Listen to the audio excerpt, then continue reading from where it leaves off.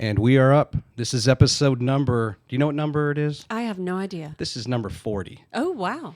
This is a milestone episode. For some reason, in my mind, 20, like the tens, the 10, 20, 30, that increment is kind of a milestone for me. Even versus more than even like the 25 and 50 for some reason. Well, So this is exciting. Number thank 40. you. Don't say too much yet. I got to introduce you. Oh, okay. Just kidding. But I was actually talking a little bit with our guests beforehand. I want to give a shout out right away to FowWow Designs because our guest today works right down the street from their new facility on Howe Avenue, which is just off of downtown, right? Kind of just the northeast corner. That's Jonathan Fowler. Today I met Nathan from FowWow. He is the only kind of full-time employee they have. And they have a ton of T-shirts to sell, a ton. And they're running a great special on like the right side of the store. They're $5. On the left side of the store, they're $15. All the things on hangers. And then a lot of their other designs, of course, then they'll go in the back and you pay more of the expected price for those designs. And they're also trying to start an e-bike business. Yep. And my guest today, later, we're going to talk a lot about Land Trust of Alabama. And I'm assuming that ties in a little bit with Launch 2035 and the Singing River Trail. And they are well positioned to be first to market with like the e-bike and allowing people to, as downtown keeps changing and trying to be more conducive or accommodating to a pedestrian, foot traffic, bike traffic, whatever it may be. So shout out to them. And this episode is going to be released on the Wednesday before Christmas, and that's why I got my Home Alone shirt. There you go. I had to have this. In fact, at some point, I'm just going to buy every shirt they have. So shout out to FowWow and to Shower Up as well, which is Taylor May from Shower Up. They supply showers to the homeless over at First Stop. Oh. And Jessica Brown was my guest in episode 35. And I know Taylor, when FowWow first opened, a lot of their proceeds were going towards Shower Up. So without further ado, there's Cynthia Parker. She's from the National Children's Advocacy Center. It's a mouthful. And actually, let's go to this camera while I introduce you. Okay. I'm still trying to get used to having this additional camera, and I was explaining to Cynthia just how I have to kind of control everything, and I will hit the wrong buttons at time or say, you know what, if I'm going to keep talking to you, I might as well go to our group shot. Yep. So how you doing today, Cynthia? It's been a great day. Really? Yeah. Tell me why. Well, December is always exciting for us. I'm in the fundraising department. Right. And so usually pretty much any nonprofit organization, December is always a very generous month for donors. And so it's just exciting. We get to see a lot of our donors. We try and connect with as many of our corporate and individual donors as we can during December. So it's always a lot of fun to see folks and to see the year-end gifts start coming in. That's always exciting. Come a little bit closer. Okay. So then talk me through it. So you've mentioned something. I wasn't going to start with this, but then what does it look like on a calendar year? So December, is that the highest giving month? The like you kind of just were alluding to, it's an uptick. Is it the uptick? Is it the number one month in which you get the most donations? And then kind of walk me through the rest of the year and what that looks like. Yeah, for us, for the National Children's Advocacy Center, December is always our best month, right? Because people are focusing on that year-end giving back, and for tax incentives. So people feel very generous in December, and so we are able to benefit from that, which we feel very fortunate about. Other big months during the year are our event months. So we have a couple of events during the year, and those are always good months for us. So if you could, we went kind of right into the fundraising, and we'll come back to it. But just at a high level, if I'm certainly familiar with abuse. There's been some abuse in our family. Can you, and I wasn't aware of advocacy centers and the kind of where they fit in, but so can you just start with that description? You've been doing this for a while. Maybe first start, how long have you been supporting the Advocacy Center? I know you've been doing nonprofits for quite a while in Huntsville. Right. You're a native of Huntsville, but then more importantly, describe its core functions and its existence and kind of why it's important to have it. Absolutely. So the National Children's Advocacy Center was created here in Huntsville 38 years ago, and it was intended to provide services and support for children and families for children that have been affected by sexual abuse. We have Just sexual. initially Okay. it was just sexual abuse. We now provide services for kids that have been physically abused, exposure to trauma, and we also have started working with kids that have suffered abuse/neglect as a result of the opioid epidemic. So we have a little bit of a broader reach, but we focus on providing services for kids from disclosure through prosecution, primarily that have been affected by sexual abuse, birth to 18. So I think just to play back what I think the 4 categories are sexual, physical, emotional, and neglect. Correct. Is that right? Correct. And what are some of those? Are there key subcategories within any of those that maybe sometimes people try to classify as a different category, and it's not? It's just kind of a subclass of one of those. Does that make sense? No, I think, kids that have been affected by physical and sexual abuse, the services that we provide are pretty similar. Neglect, which is a byproduct of the opioid epidemic, that is a bit of a different animal. And exposure to trauma, like a child that might have been witness to a shooting or might have been witness to some severe domestic violence. That's more akin to the abuse. Okay. So when, I guess you said 38 years ago, there was a need for the National Advocacy Center to be created here in Huntsville. Right. At what point and the opioid thing, I'm not exactly sure the dates. I haven't researched that, but at what point did that become enough of an issue to introduce that as a concern? I think it's always been an issue, but it was an understanding that it was much more widespread than anyone really imagined. We, 38 years ago, kind of the origin story of the NCAC is 38 years ago, Bud Kramer was the district attorney for Madison County, and he had a grandmother and her 14-year-old granddaughter in his office one Friday afternoon. And he came in and said, "Hey, ladies, how are y'all doing today? What can I do for you? How can I help you out?" And the teenager sat there and wouldn't make eye contact.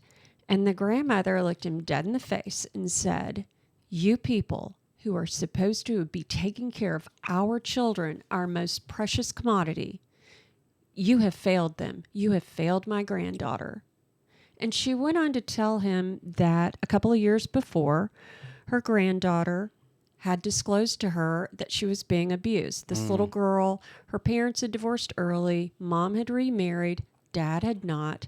And so this little girl split her time between her parents' home and her grandmother's. She had a great relationship with her grandmother. Grandmother picked her up from school, had her some weekends.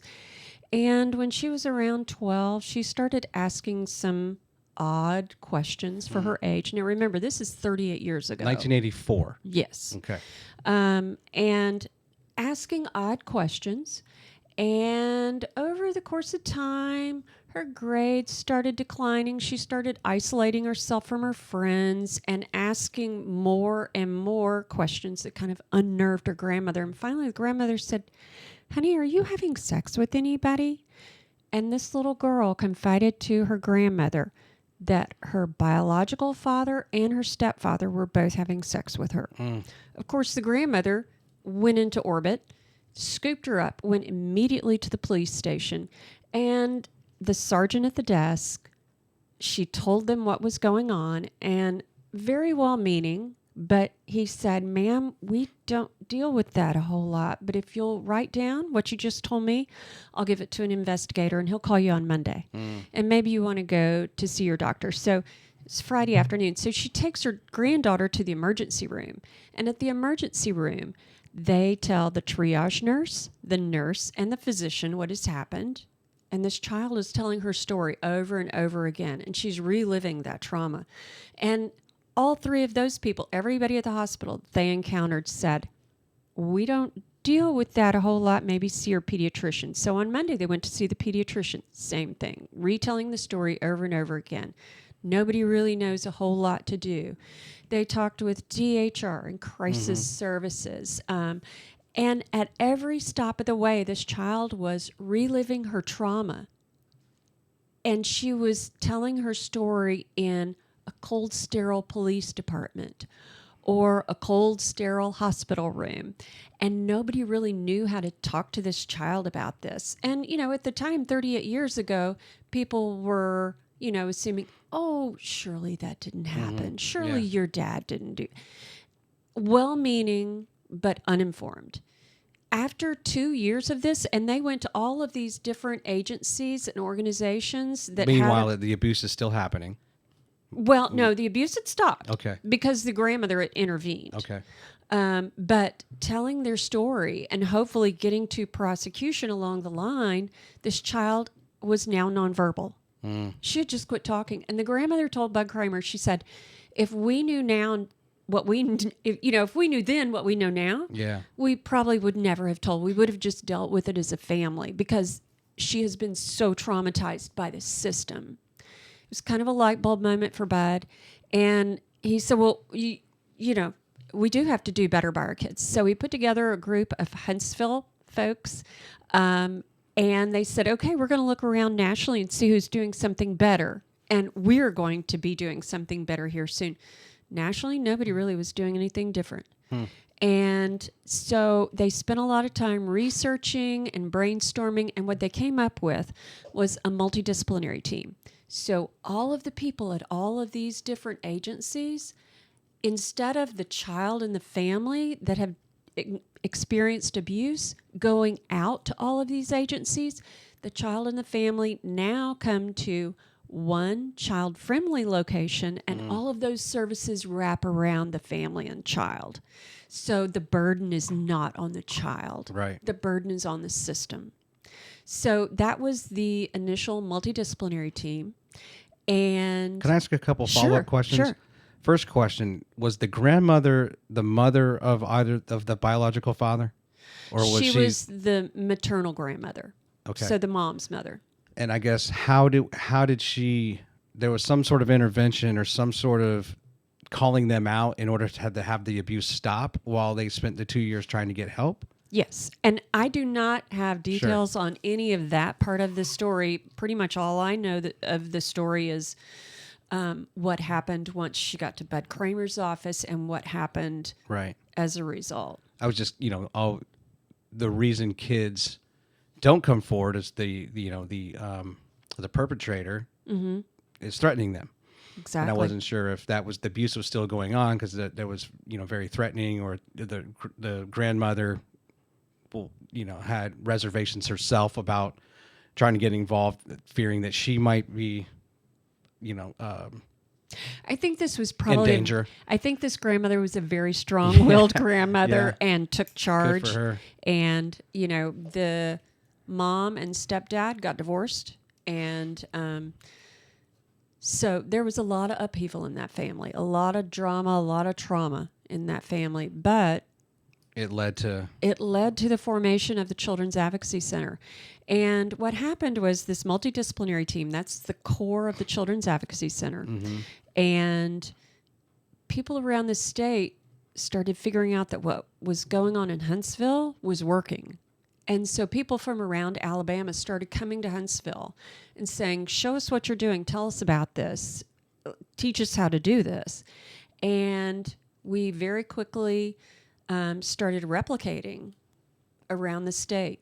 So there are now Children's Advocacy Centers in every county in Alabama. There are 1,100 Children's Advocacy Centers nationwide. We're in 34 foreign countries. Now, I say we're in 34 foreign countries. we, the National Children's Advocacy Center, we do Right. not have any authority over any of those other children's advocacy centers. We're the benchmark. We were the first.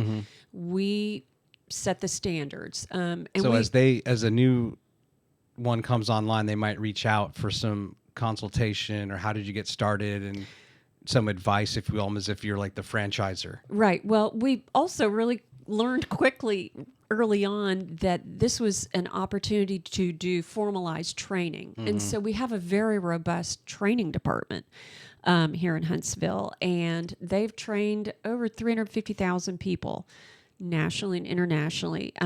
We have trainers that travel. We have people that come to Huntsville. We have an annual symposium in March every year. I believe this coming year will be our 39th annual symposium, where we have, 1,800 to 2,000 of our nearest and dearest friends from all over the world come to Huntsville for a week and take classes and participate in learning how to do the business of Children's Advocacy Center.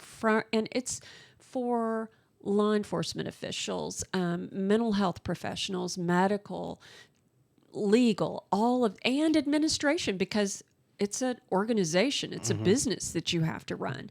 So all aspects of a CAC we focus on during symposium, and then we do training throughout the year. So Let's touch on another thing I thought was interesting as I was researching this, and the concept of a forensic interview. correct.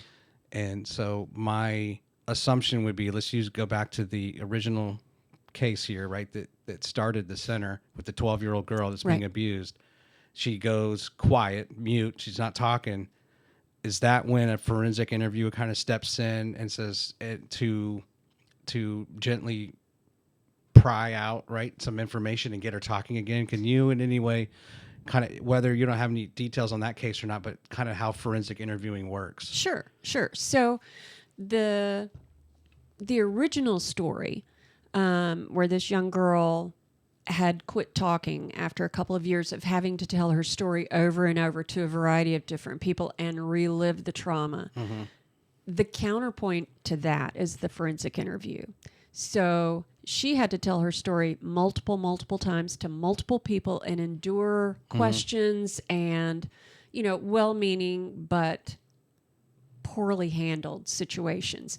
So if she had had a forensic interview, she would have come to the Children's Advocacy Center and she would have sat alone in a room with a forensic interviewer, and there is no coaching, there is no leading, there is no tell me what Uncle Bobby did to hurt you. It's let's talk about what happened.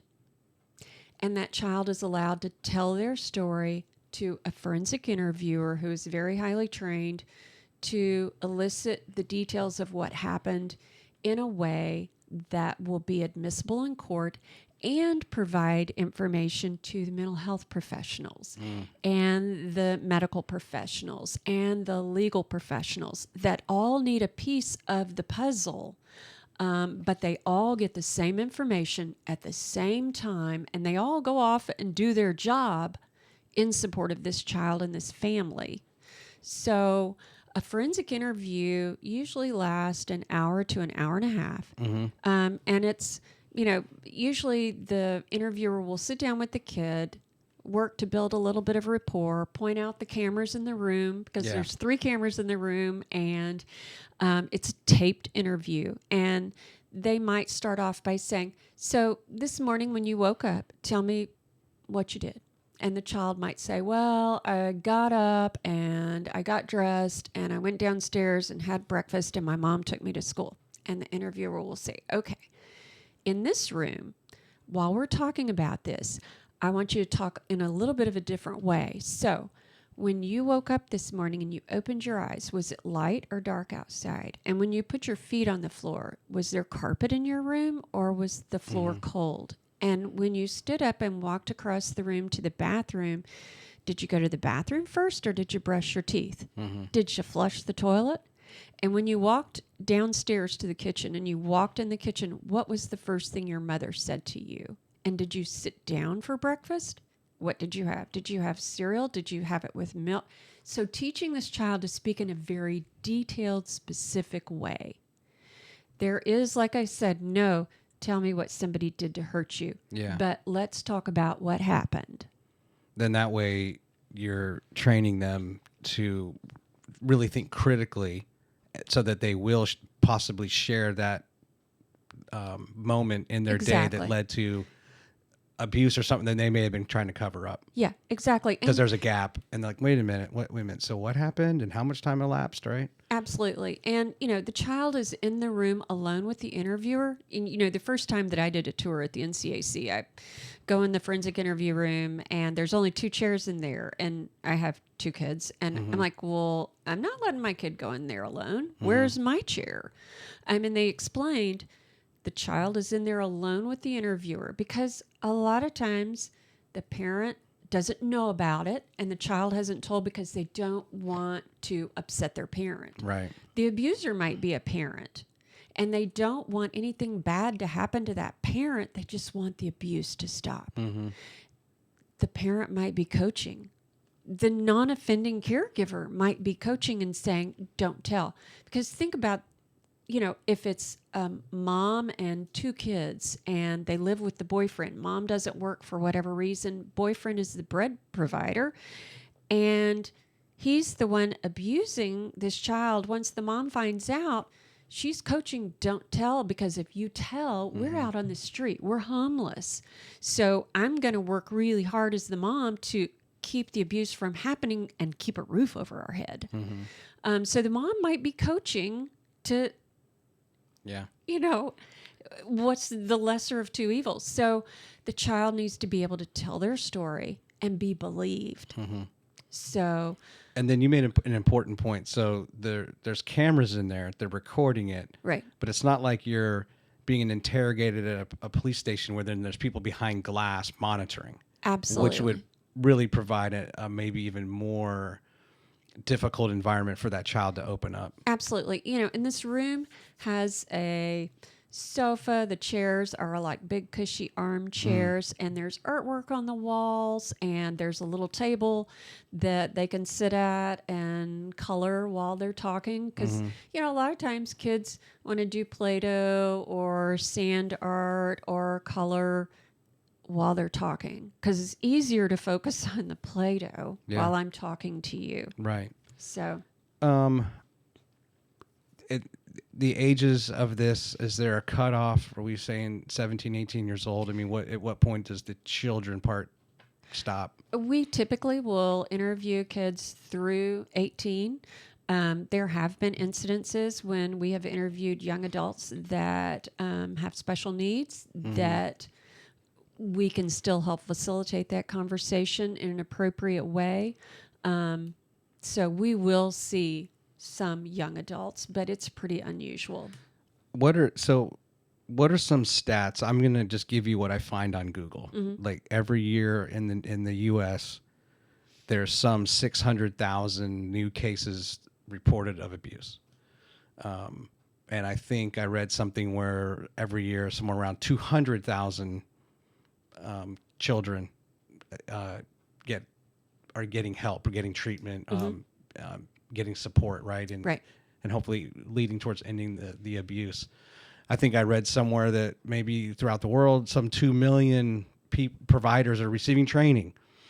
I hope those facts are somewhat accurate, but what are some other key stats that you share that cause people to say, whoa, I had no idea? I have a lot of those. Please do.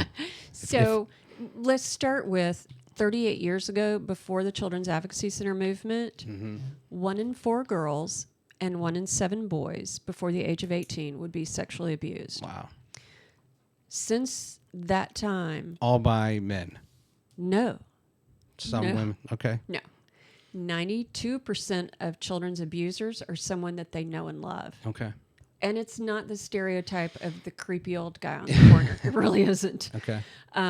And I have an experience to share with you about Please. the abusers in a few minutes. But kids, 1 in 4 girls, 1 in 7 boys. That was 38 years ago. Today, we know that the work of the Children's Advocacy Center movement is making a huge impact. We know that we have revolutionized the way that our nation deals with child sexual abuse. Today, statistics tell us 1 in 10 children are abused. 1 in 10. Only 20% of children ever tell as a child that they are abused. They may disclose later in life, but only 20% of children ever tell right now today. Here in Huntsville, Alabama, we get 2 to 3 new cases a day on average. Now think about that. 2 to 3 new cases a day, only 20% of children ever tell. How many kids would we have a day in Huntsville, Alabama, Madison County, Alabama, if 100% of children disclosed? That's a staggering number. However, it's 50% lower than it was 38 years ago. So we know what we're doing is working. This model works. We would love to work ourselves out of a business. So, that's kind of our goal every day, is to eradicate child abuse. Think about it. 40 years ago, we didn't talk about breast cancer. Yeah. We didn't talk about cancer a whole lot, and we certainly didn't say the word breast. Now, in October, we all wear pink. The NFL wears pink gloves and cleats. Right. We've normalized that conversation. And with child sexual abuse, we've got to do the same thing. We've got to normalize the conversation so that we're getting those statistics up and more kids are disclosing so that they can receive the services that they need. Because when a child discloses, they are able to receive those services that help them understand that this was nothing to do with their fault. Yeah. They are not at fault. They didn't cause this. They didn't ask for this. It is not their fault. They are not to blame. And they receive the services, the counseling, the medical attention that they so desperately need to put this behind them and regain their childhood. Yeah. Because this could be all-consuming if not dealt with. So the reduction falls under the prevention program, essentially, right? You have I think you have 2 main pillars, one being prevention. Can you give a little bit more context or examples around what are some of those programs, methods, practices, whatever they are, that are part of how do you prevent this? Because sometimes my head and other aspects of life, right? Whether that's how do you stop terrorism? How do you stop this? How do you stop gun violence? Like, man, tracing those roots back to what creates people to be so radicalized and cause someone to do that goes back probably years and years and years in that person's life and how they grew up, right? From their very early days. Right. How have you all through as you've seen those numbers drop, how do you attribute that to, because we did this and we did that and what is prevention? Well, I think the numbers have started coming down because of prevention and also because of the work that goes on in the interventions. So kids that have been affected by abuse. So prosecuting, talking more about it, normalizing conversation, but we got to do a lot more. So intervention is pulling kids out of the river that have been abused. Prevention is we're upstream trying to figure out why the heck they're falling in the river in the first place. Right. So prevention, we have a very robust, like you said, prevention department, and we have 5 or 6 different programs. One of them is called Healthy Families. And we work with Huntsville Hospital, and they identify young moms, first-time moms perhaps, that don't have that infrastructure and the benefit of understanding how to be a mom. So it might be a teenage mom who is pregnant, getting ready to have her baby, and her mom, she lives with her mom, but mom works 3 jobs to keep a roof over their head. And this young girl has never seen how do you be a mom? And so our Healthy Family workers come alongside this first-time mom, and it's a purely voluntary program, but they'll meet with the mom for the first time in the hospital. And they are basically mom mentors.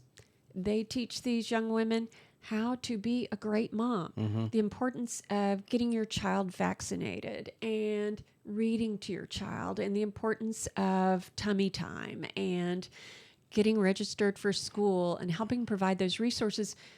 My mom and my mother-in-law, when I had my daughter, they were standing on top of me, making sure that Yeah. I diapered her correctly and that I Just gave her a feed 'em. bath the right way and I fed her as much as she needed. Some of these moms don't have that benefit and that luxury. And so our healthy family workers are coming alongside these moms. We meet with them once a week, and then it transitions to once a month, and we stay with them until the child goes to kindergarten. And just have some really, really great success stories.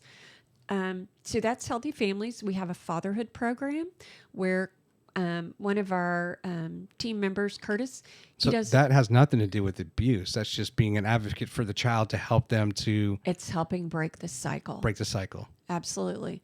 Because think about it. If you're That's true. super stressed and Of neglect. yes, Right. neglect and Right. physical abuse and, knowing the warning signs, what to do, what to look for, how to take care of your kid.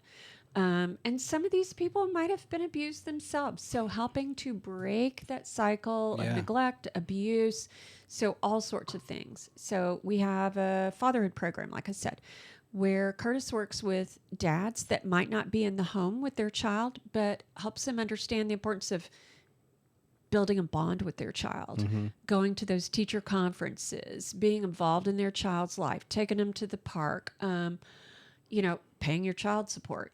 So helping them understand that they can still have a great relationship and still be a great dad if they're not in the home. Yeah. We have a program called Stewards of Children where it's a video-based program that we offer to the community, particularly people that are in youth serving organizations. So it might be pediatric nurses, soccer coaches, church workers, whomever, and helps them understand what abuse looks like and how to report it and how to know what to do.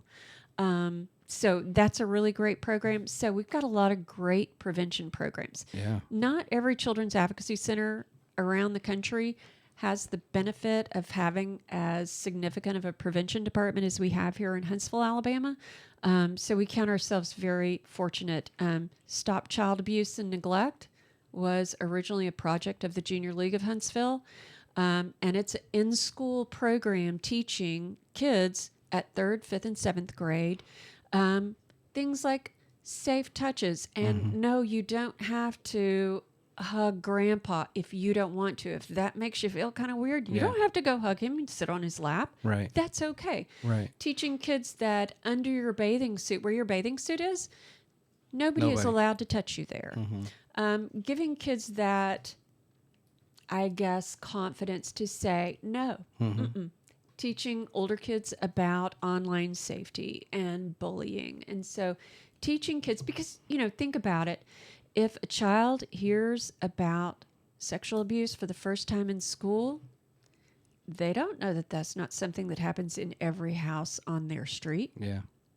We had last year, I think we had 17 disclosures during school presentations, kids raising their hand and saying, that's happening at my house. Really? Yeah, absolutely. I had never really thought about how to break that cycle or how easy that cycle can continue when you have a someone who is somewhat ill prepared to have a child. Right. And whether that's they're too young or they're just they have too much going on in life and they're stressed, and now this has become a burden. Right. And that leads to the neglect of, okay, I'm going to keep it alive, right? I'm going to give it the basic needs, but anytime it needs something, then there's the anger comes out, the impatience manifests itself, right? So then that leads to neglect, and then the physical abuse. You really got my mind spinning over here when I think about it. But then what about on the sexual side? Right.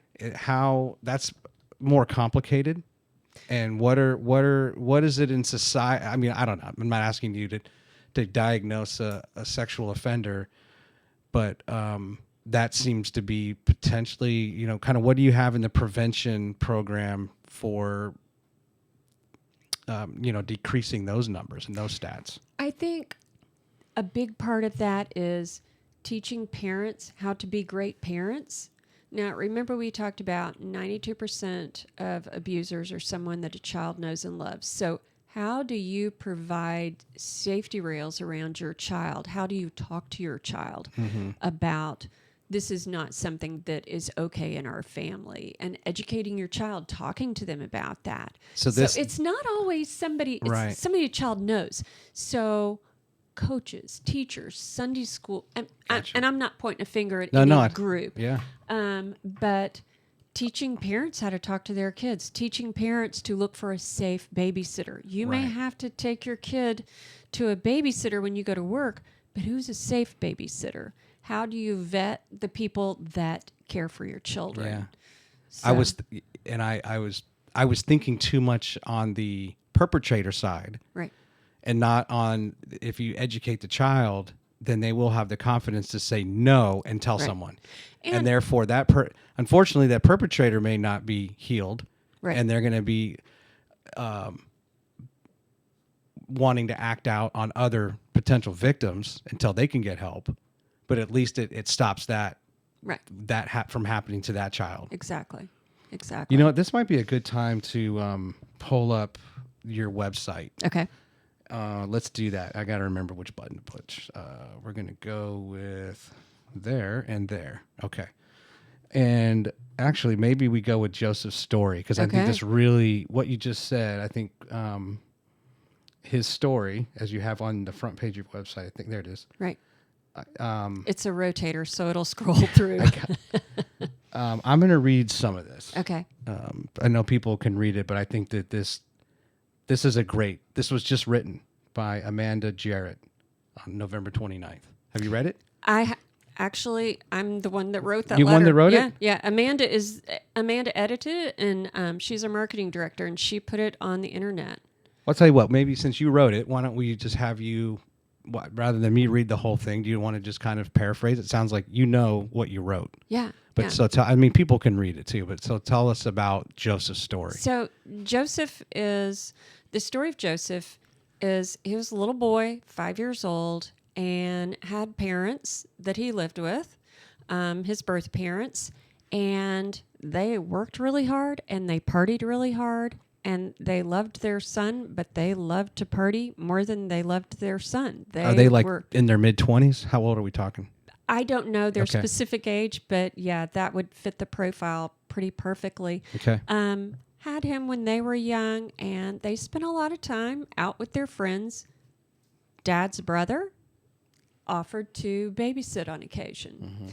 And Joseph was terrified of his uncle because his uncle was sexually abusing him.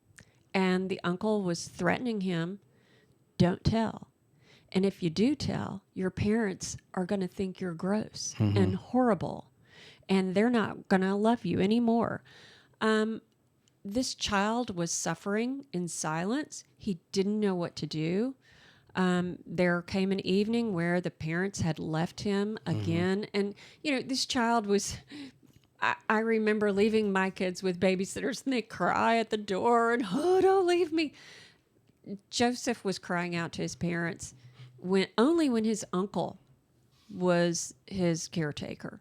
And the parents didn't recognize that sign. And the uncle said, oh, he's fine. He's always fine. He's always great. As soon as you leave, he's great. We watch videos, we eat popcorn, we have a great evening. But the uncle was sexually abusing him and threatening him.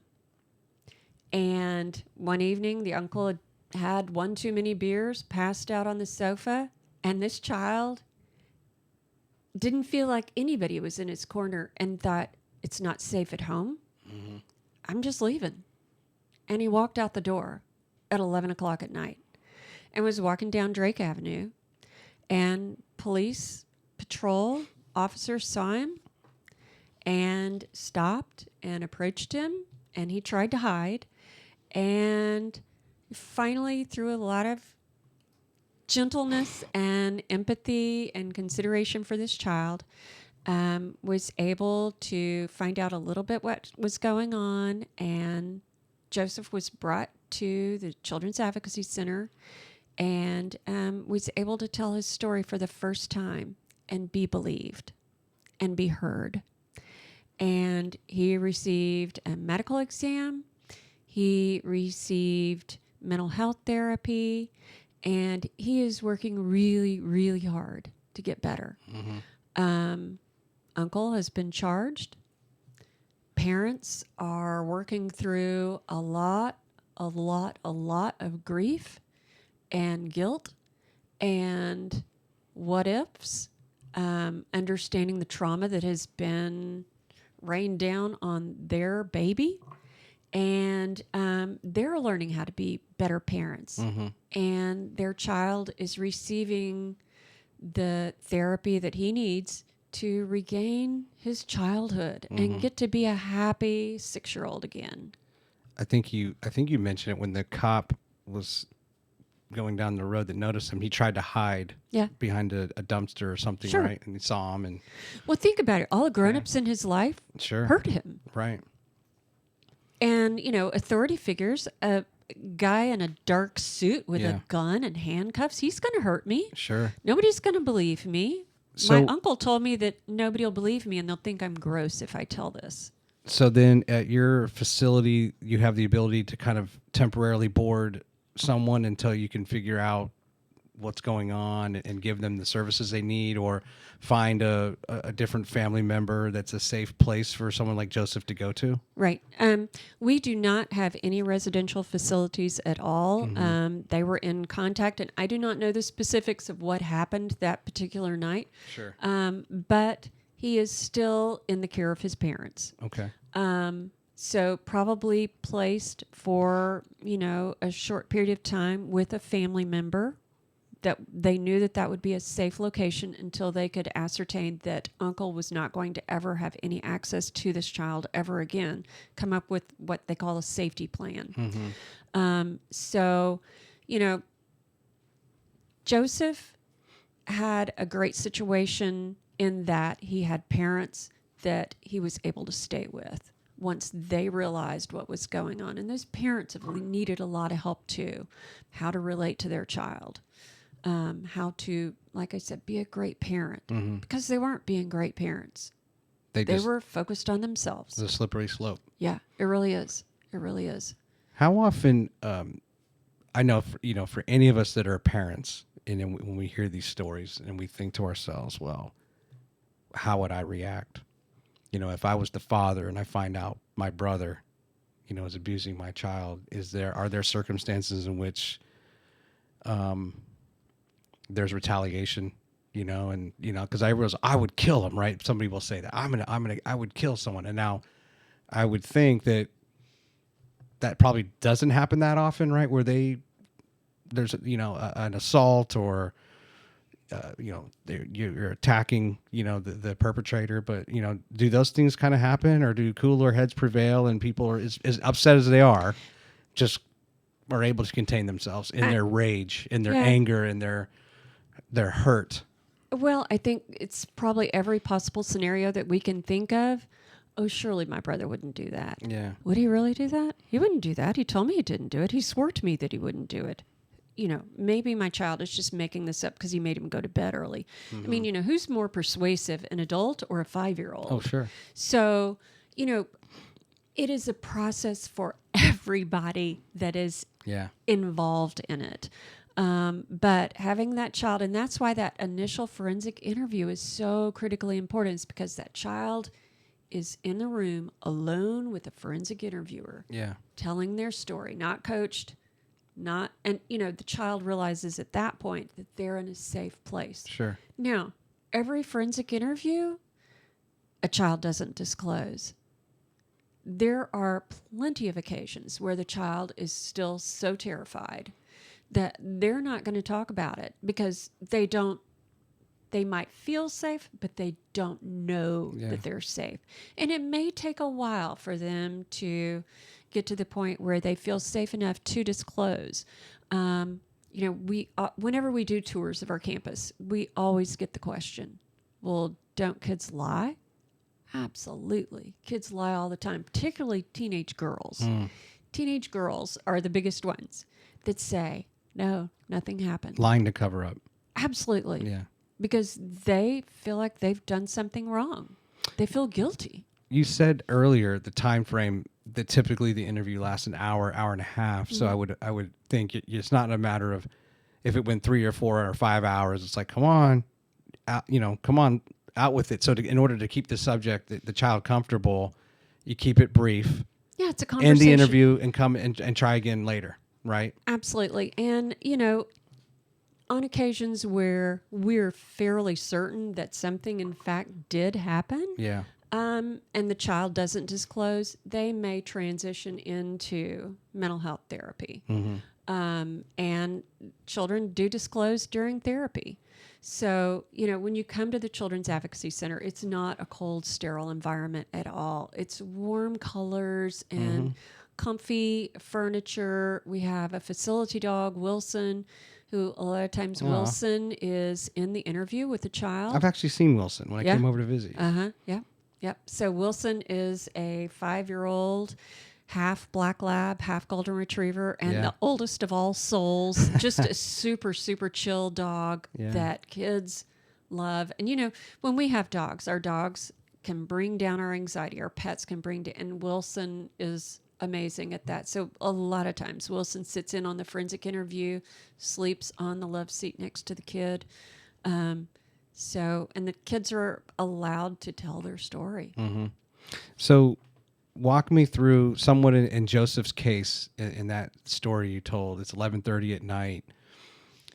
We're not calling 911, but somehow there's a hotline or something that's 24/7 to the advocacy center. Right. And then walk me through a little bit of how that's there's the intake process and when does that multidisciplinary team form?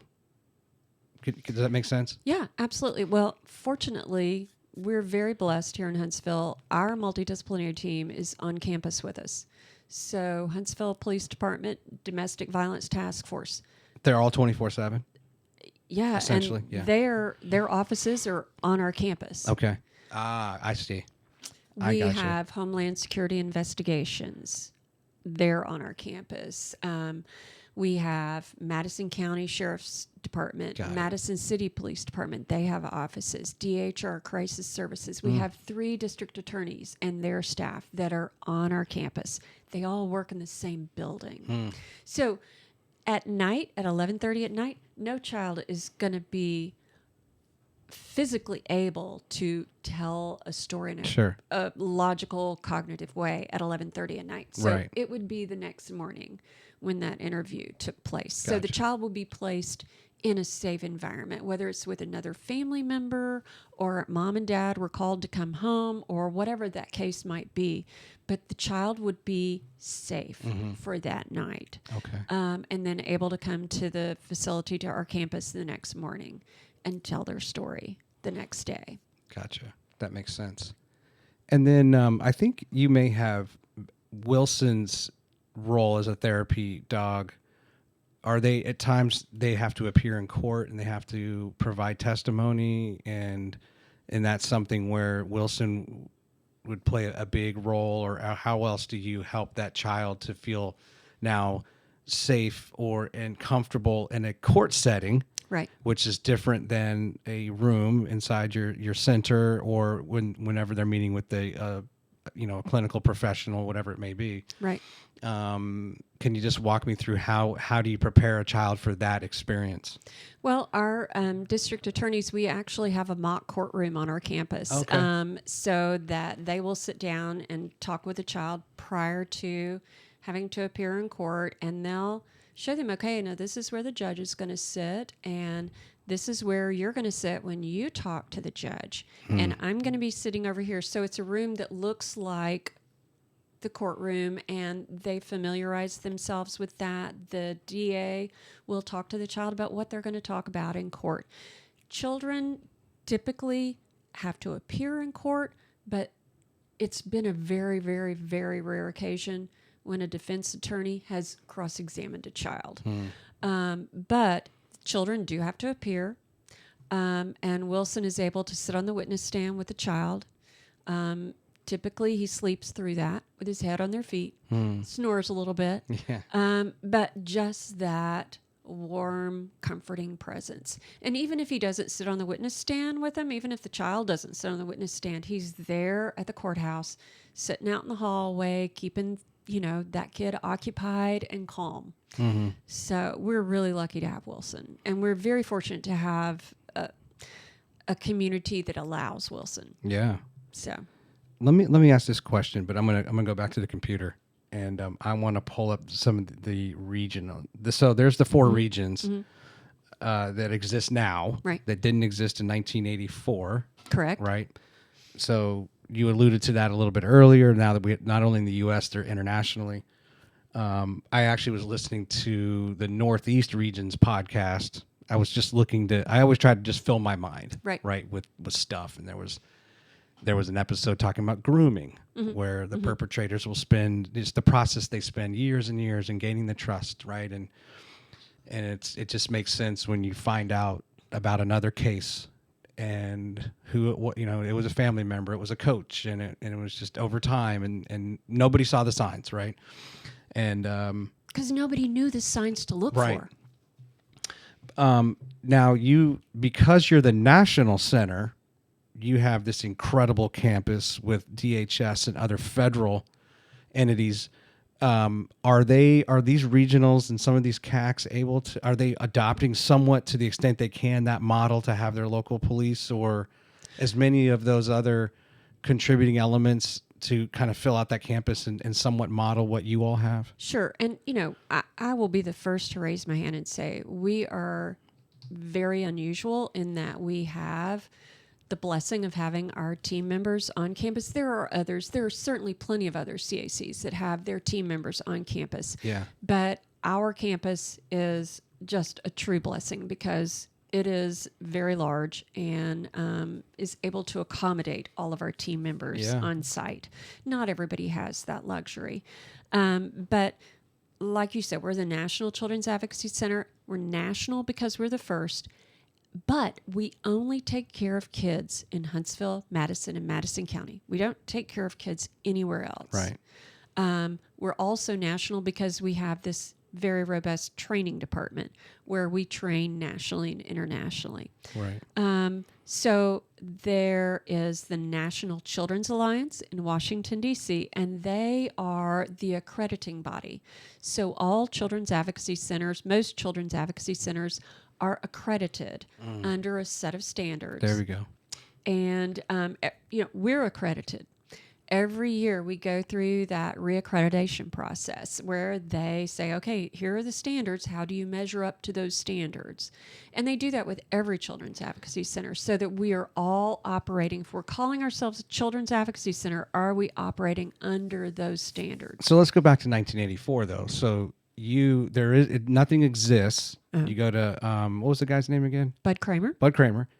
And there's this situation that comes up and you realize we don't have anything. Mm-hmm. Did the National Alliance exist, or they didn't exist either? So you guys really were the trailblazers, the pioneers for this effort.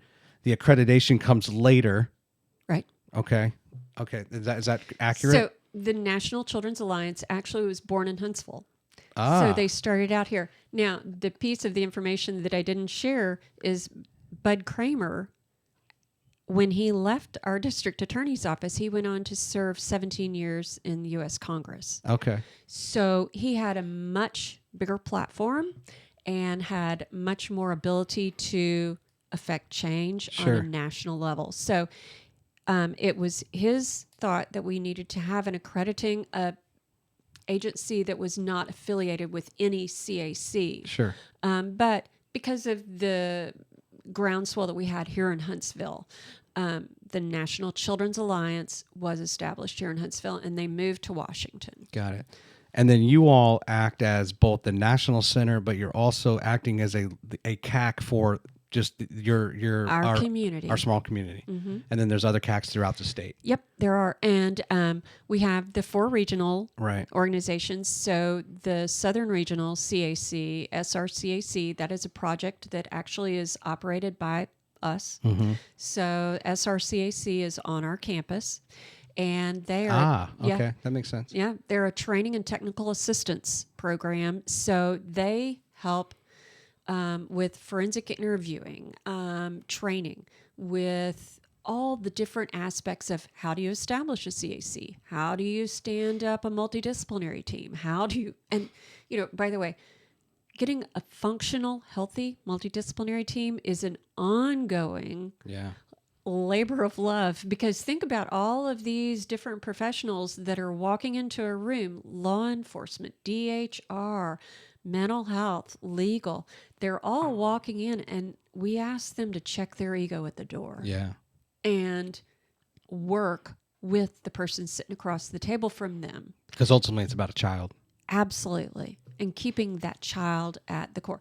Our multidisciplinary team meets every Friday from 9 to noon, and they go through every case that is somewhere in process so that everybody in the room is on the same page. And if a new development has come up, if something has happened, everybody has all the same information, and somebody didn't miss a piece that they really needed. Who chairs the meeting?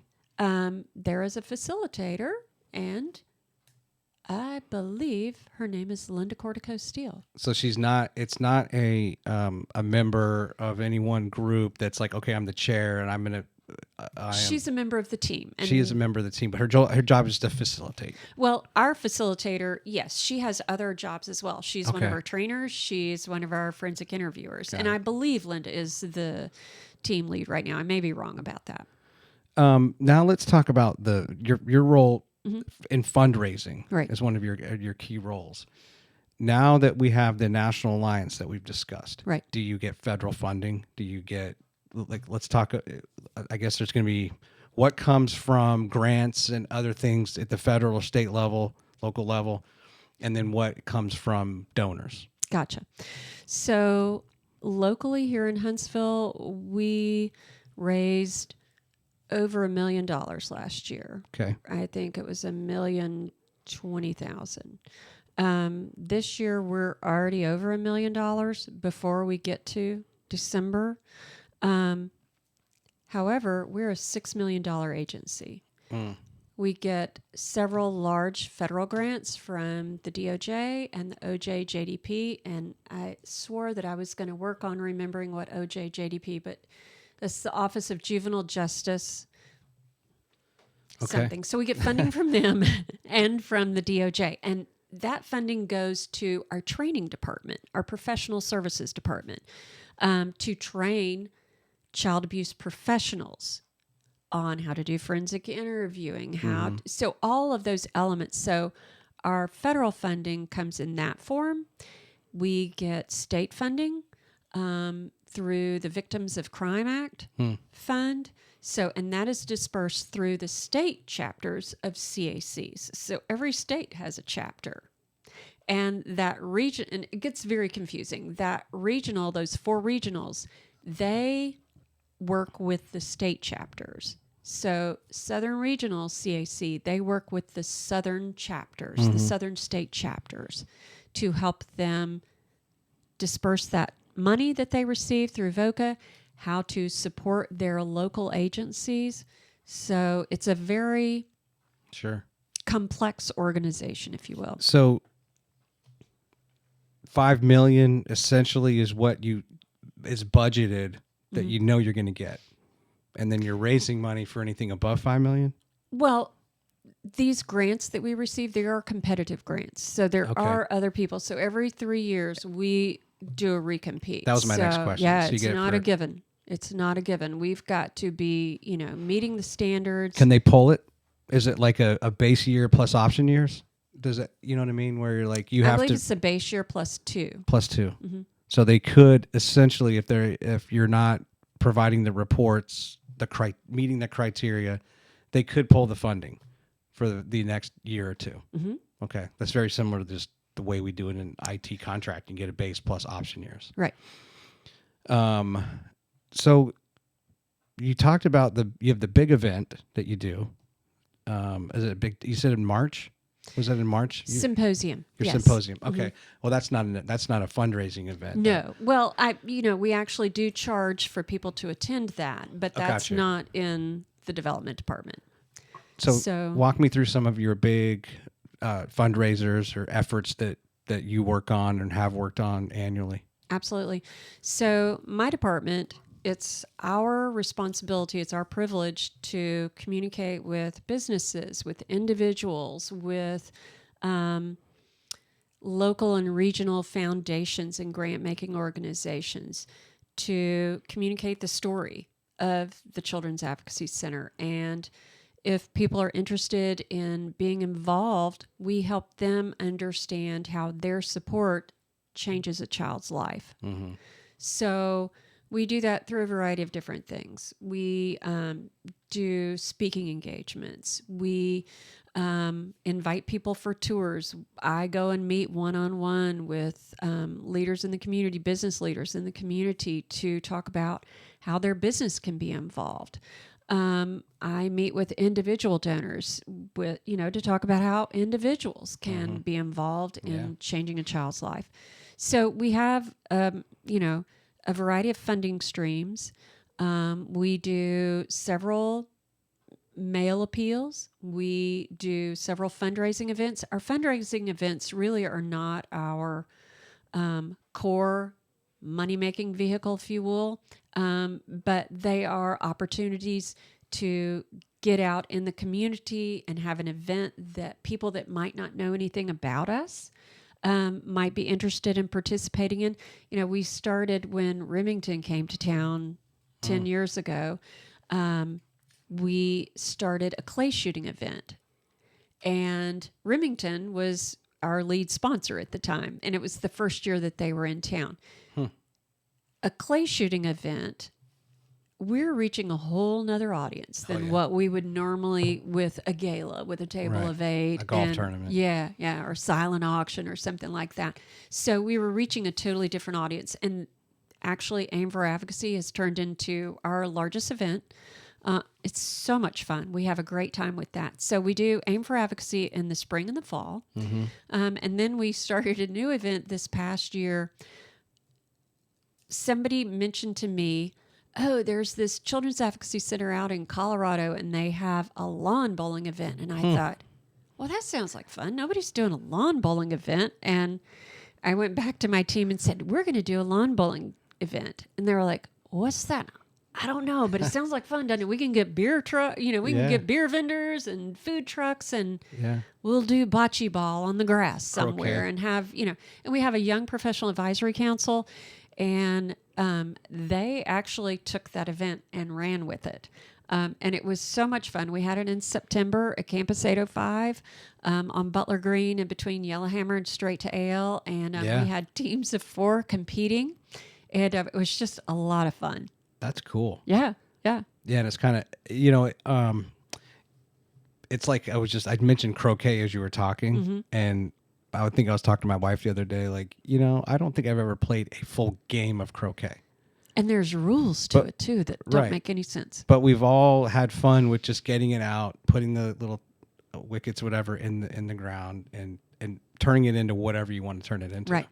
So how cool to have something that's, never done that before, versus someone's like, well, I'm not into clay shooting. I'm not into golf. I'm not into, it's lawn bowling. Yeah. Nobody's really into that, right? Yeah. Yeah, it's not like pickleball where it's taking over the world. Yeah, yeah. So, it's a lot of fun, and we've called it lawn bowling the NCAC way because it's bocce ball. Sure. And we made up some of our own rules because we could. So it'd be really fun. I was just thinking of like curling, how we all watch curling in the Olympics and we all make fun of it, but wouldn't that be kind of fun to like actually get to do curling? Yeah. And what are the rules? And why do they have brooms? And what is going on? So lawn bowling is a little simpler than that. I was just thinking like that would be kind of cool though if somebody could like provide the opportunity, like I get to go curling. Let's try it. Yeah. And have a class learn how to do it. Yeah. Yeah. So let's talk. I want to shift gears a little bit. Okay. And let's kick off talking about the Land Trust of Alabama. and how you got involved in that. Mm-hmm. But as a primer to that, talk about your desire that I think you've shared with the numbers of years and decades that you spent for kind of nonprofits, Mm-hmm. right, and service-based stuff. Do you have any sort of inkling of where that started for you? Was there some sort of high school job or college job you had where you were doing something that really Mm-hmm. touched your heartstrings on helping people? I absolutely know exactly where it started. Okay. So I spent the first part of my career in public relations and advertising, Mm-hmm. and love that. Love that field. And I was living with my husband at the time in Knoxville, Tennessee, and we were going to have our first child. And I'm a Huntsville native. Mm-hmm. We were in Knoxville, had the opportunity to move back to Huntsville, and I thought, what better thing? I grew up with both sets of grandparents in Huntsville, and I thought, I want that for my children. And so we had the opportunity. We moved back to Huntsville, and I had been working in PR and advertising in Knoxville, and we moved back, and there are no big advertising agencies in 1991 in Huntsville or Madison. And so I was just kind of fumbling around trying to figure out what I wanted to do, and I ended up starting to work at my church that I had grown up in. And working, the church at the time had a nonprofit organization under the church umbrella that included a children's daycare, an Alzheimer's daycare, a couple of different programs. And I ultimately ended up working as the business manager for this very large church. And I was there for about 10 years. And during that time, we came up with the concept of a contemporary worship service. So we were Methodist, and we had the traditional high church service going on. And we were starting to hear things around the country about contemporary services and bringing people into the church that had been hurt by church, who didn't know anything about church, who a formal traditional service and getting dressed up in a suit and tie would be very off-putting.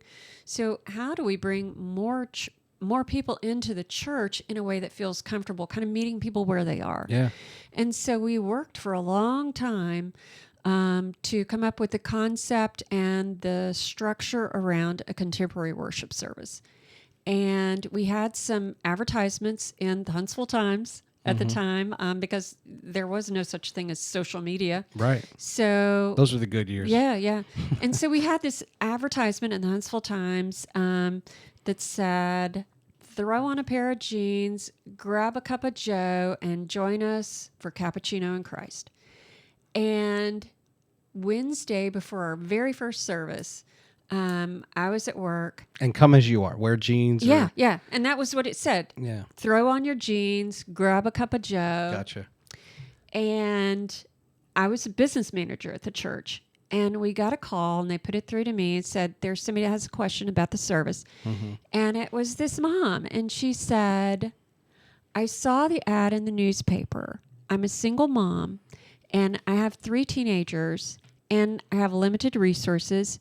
I can buy them school clothes, but I cannot afford Sunday clothes. And were you serious?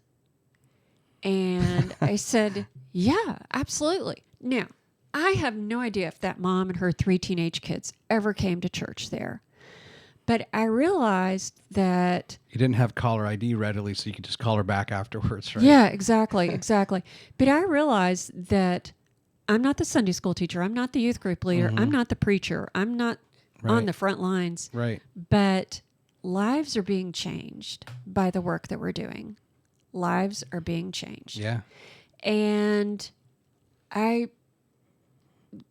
really liked that idea that I had a part in lives being changed, that I could have a hand in impacting and making someone's life better. And that became kind of the driving force for me. I left there after 10 years to stay home with kids. And while I took 5 years off to take care of kids, I volunteered a lot and really kind of dipped my toe into the fundraising arena And, there's not a whole lot of people that raise their hand and say, oh, please let me go ask somebody for money, because it's a very uncomfortable thing for a lot of people. But I got pushed into that role and But it's also you're educating. So it's not just the money, right? You're learning. I think you're getting passionate about. This is an opportunity every single time. It's I'm going to now teach someone. I'm going to share them a lot of the same discussions we're having here. Let me tell you about Joseph. Absolutely. Right? And then they start to have a realization like, "Oh my gosh, I had no idea." And then hopefully ultimately it culminates in, what can we do to help? Absolutely. How much do you need? And it is a very, very, very rare occasion where I look at somebody and say, would you consider a gift? That does happen. Absolutely. Well, sure. But it's really, really fun when we can tell the story of the work that goes on at the Children's Advocacy Center. And let's be honest, we all want to make a difference. Yeah. At the end of the day, we all want to do some good, I believe. And helping people see where they can make a difference, how their support, whether it's a volunteer hour, whether it's a donation of a pack of diapers, whether it's a $10 donation or a $10,000 donation, helping them see there is a need here and you can fill that need. And finding that sweet spot where those two intersect is really impactful, and it's pretty exciting. Yeah. What do you have planned for next year? Any different ideas, or is it more just honing and improving upon kind of what you have? Since kind of you have the lawn bowling thing, great. We're gonna do it again next year, but we're gonna lessons learned. We're gonna do it different. We're gonna do it better. Yeah. Well, I think every time that we do an event, we spend a lot of very intentional time afterwards looking at what did we do, what can we do to make it better next year. So there's always those lessons learned. But for next year, I want more people to know what happens at the Children's Advocacy Center, because all the time we have people come for tours and they say, I had no idea what happened here. I drive by here all the time. I had no clue.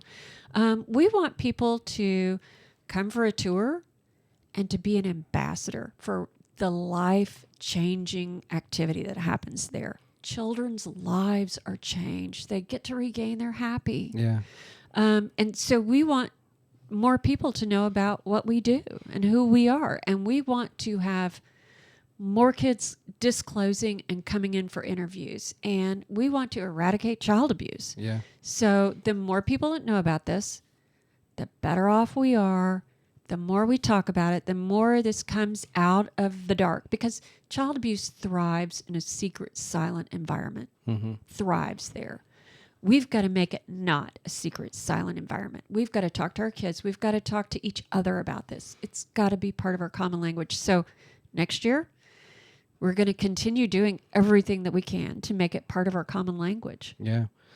So of the 40 episodes now that I've done, I can think of three things that I think people of the interviews I've done and the topics that we've covered. There's probably three things that generally people are unaware is happening. All of which are, and we'll tie the Land Trust of Alabama, and I think Launch 2035 fits into that with their, and that's how you know Joe Donato, because he's the chair of the co-chair of the Land Use Committee. One is the zoo. Right. Ethan Woodruff. Now's episode 27. If people are like, I didn't know there was a zoo coming. Well, go watch the episode. Yeah. We're the 110th largest city in the U.S. And if you look at 110 through 130, most of those have zoos and we don't. And that's what led him to ask why. Why doesn't North Alabama have a zoo? Right. The other one is John Kavach, episode 23, the Singing River Trail, which is getting bigger and bigger in scope. It started at, I think, even less than 70 miles, and now I think it's even stretching 250, 300 miles. And I think the Land Trust has some play in that. Right. And just people, I'm sorry, my viewers, listeners, if you haven't listened to that episode, you really should, because it is going to be a tremendous economic boom, or and contributing factor to, and just it's going to really help from Bridgeport, northeast Alabama, all the way to the Shoals, and then it'll somewhat dip in. There's an input map where people can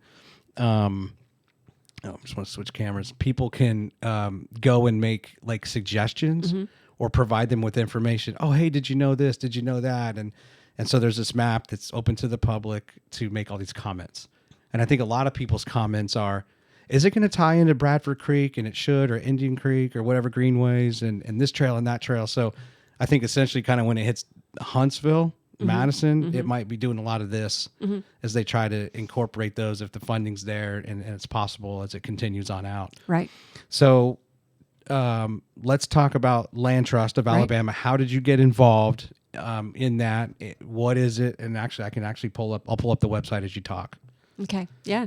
So I started working with the Land Trust of North Alabama in 2006, I believe, and was the executive director. And they did not hire me because I am an outdoorsy girl. They hired me for fundraising. Okay. But I love the Land Trust, love the mission, love the work that goes on there, and I'm very proud of the work that we did while I was there. Marie Bostic followed me as the executive director, and she has just done some staggeringly amazing things. She's there now? Yeah. So if I go to menu and I guess, let's see, where is it? Board and staff? Right.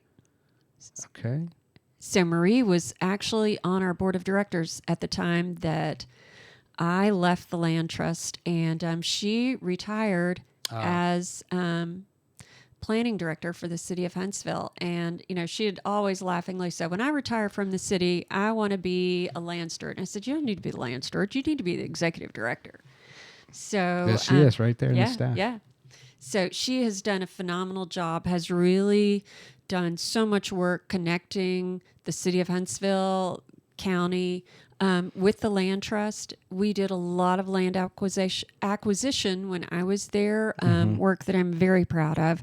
And, like with everything, there's groundwork projects that we worked on 10 years ago that are just now coming to fruition. And it's because of the work that the Land Trust team has done.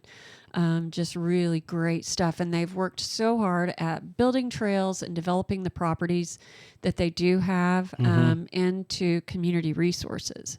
So what did it look like trail-wise? I mean, I think on here it said there's 73 miles of trail.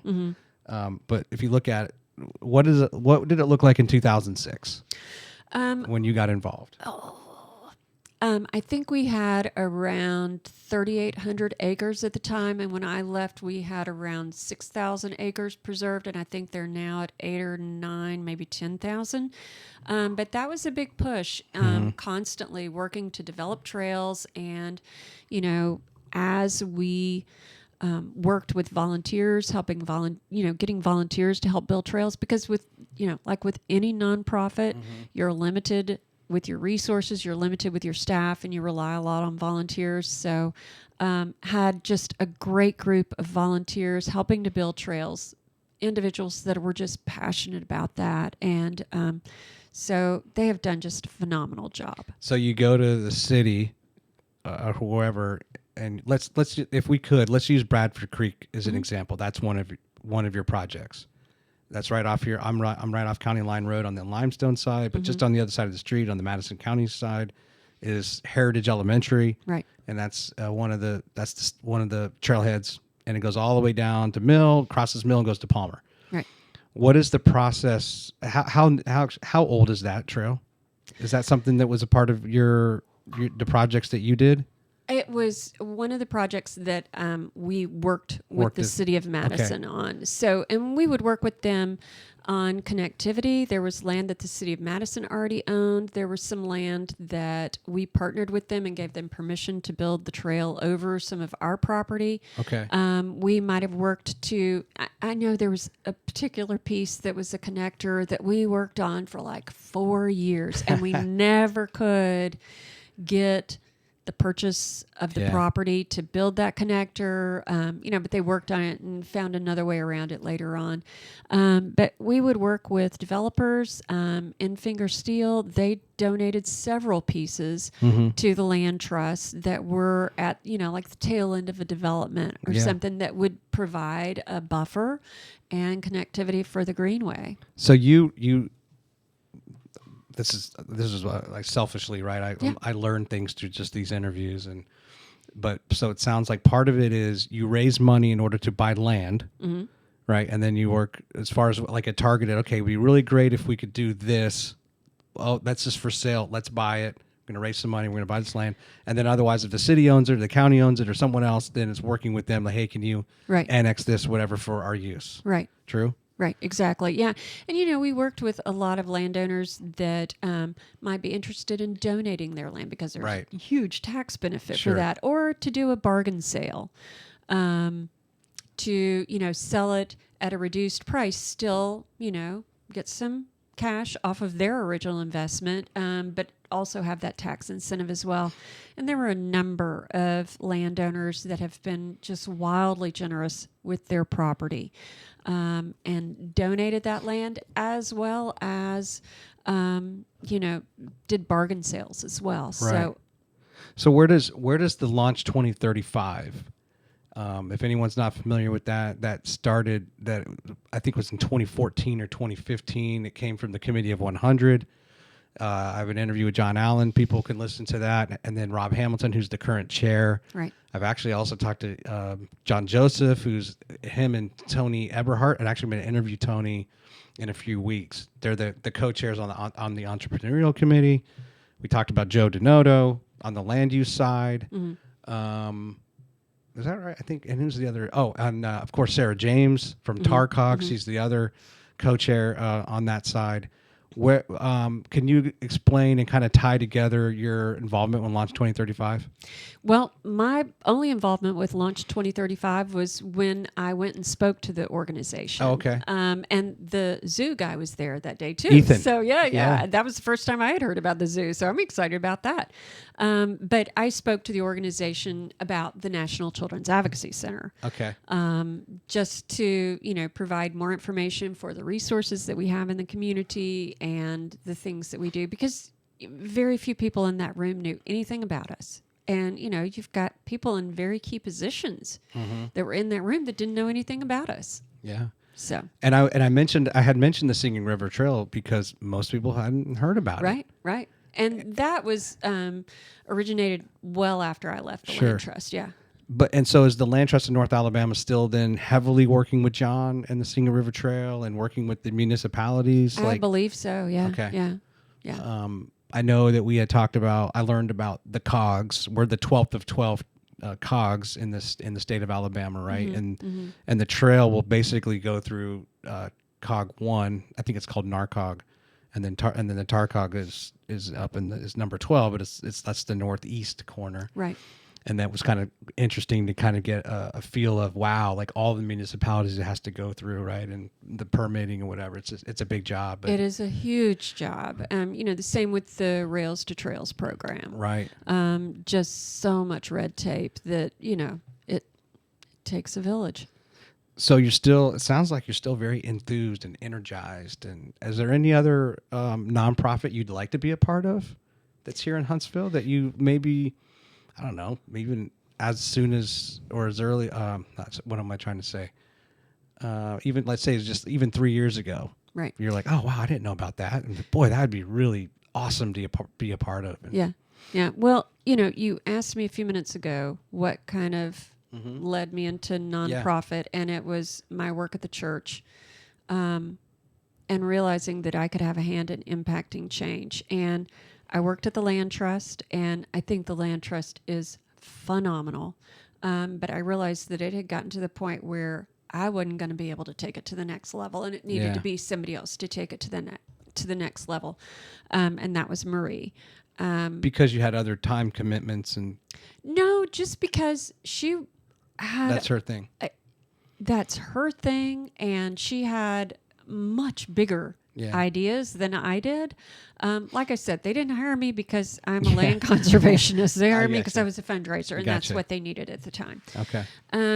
And so when I left the land trust, I knew that they needed to have somebody to take it to the next level. I spent a couple of years at the Botanical Garden. Oh, cool. In fundraising. Yeah. And then the previous development director at NCAC, we were friends on social media, and I saw her post that she was leaving, and I thought, that's somewhere where lives are being changed, just like when I was at the church. Mm-hmm. And that had always been something that I wanted to get back to, knowing that lives were being changed. Yes, the land trust does that. Sure. But I can draw a lot tighter connection in my head at lives being changed from my perspective. You're on the front line. With the NCAC. Yeah. And I really wanted to get back to that. And so I talked with Chris Newland, our executive director, and he was kind enough to give me a chance, and been there for, I think, almost 8 years. So, and, we see kids and families just like Joseph. I could tell you 100 stories of kids and families just like that. And it's not kids that are in bad neighborhoods. It's not families that are disadvantaged economically.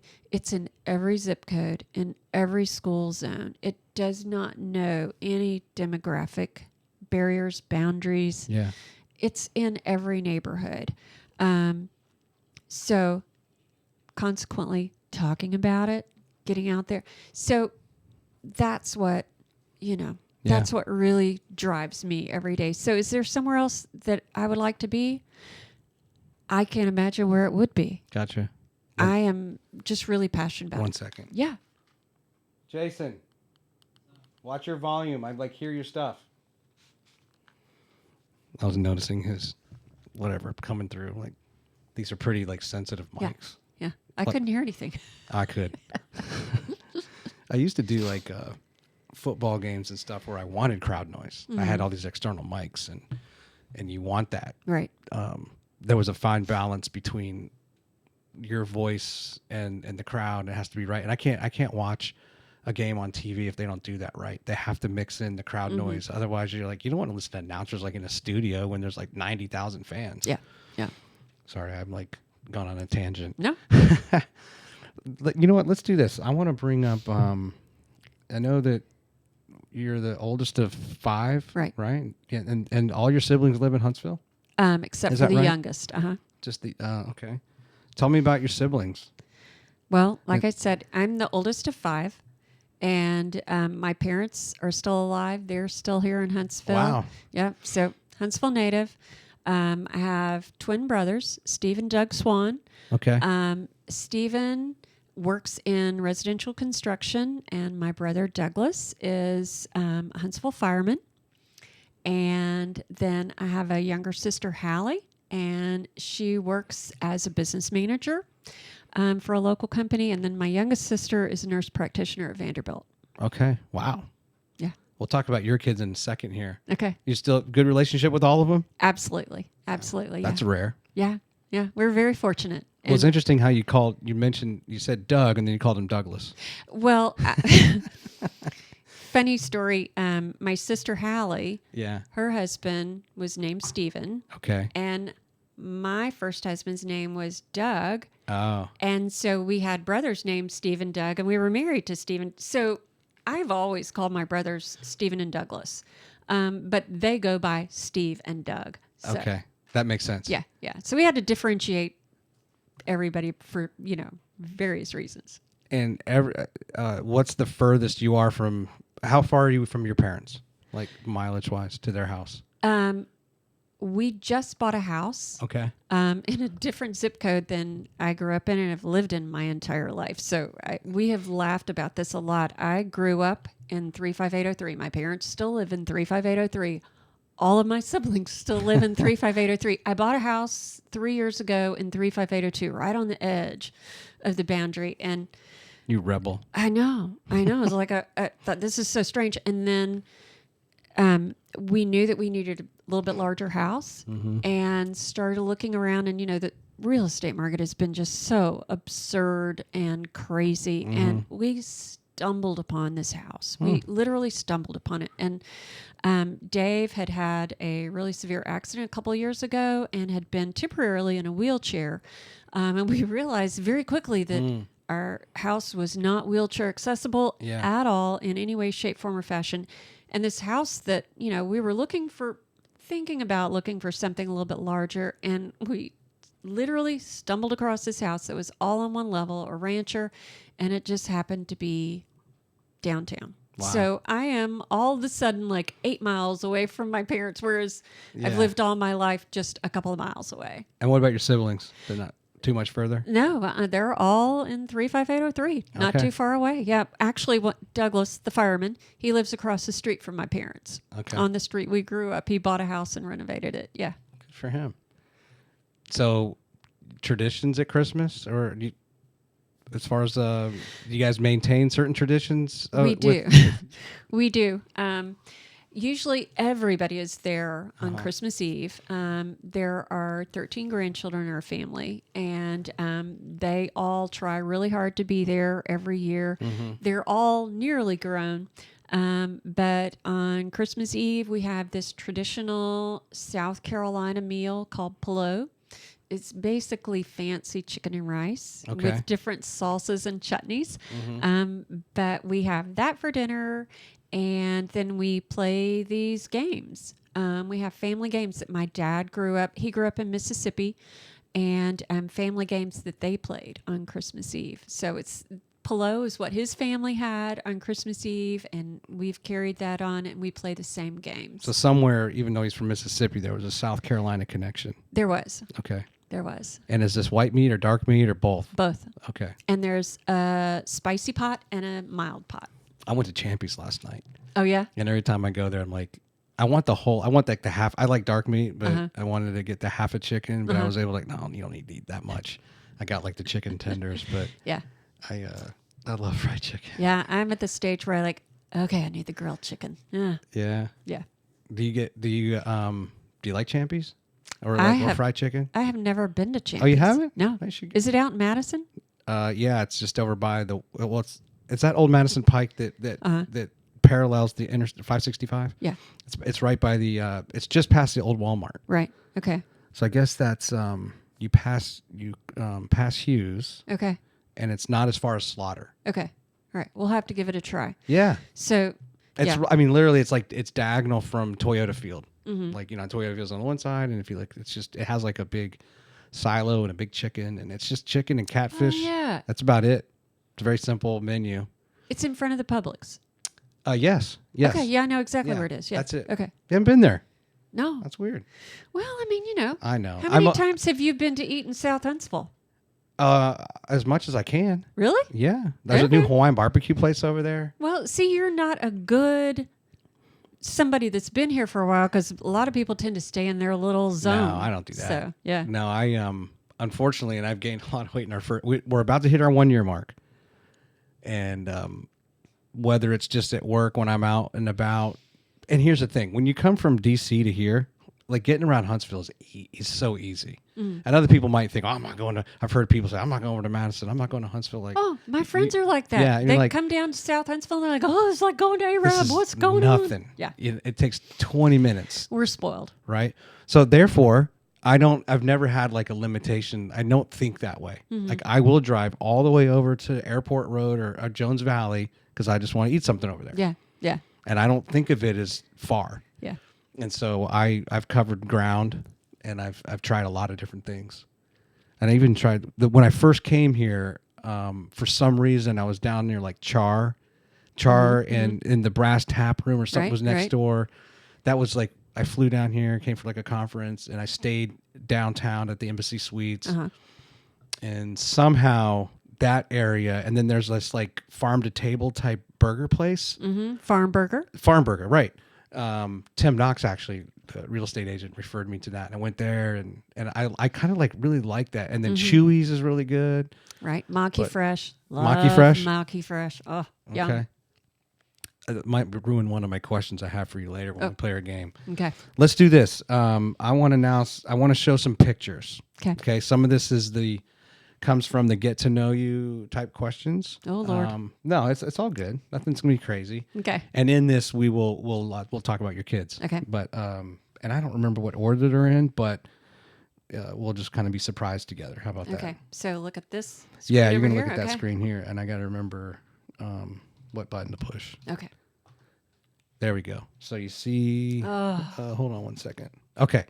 So you said that kind of a bucket list type thing would be to go on a safari. Would love that. And I don't know if So you want to be breathtaking. that close to these animals as these people.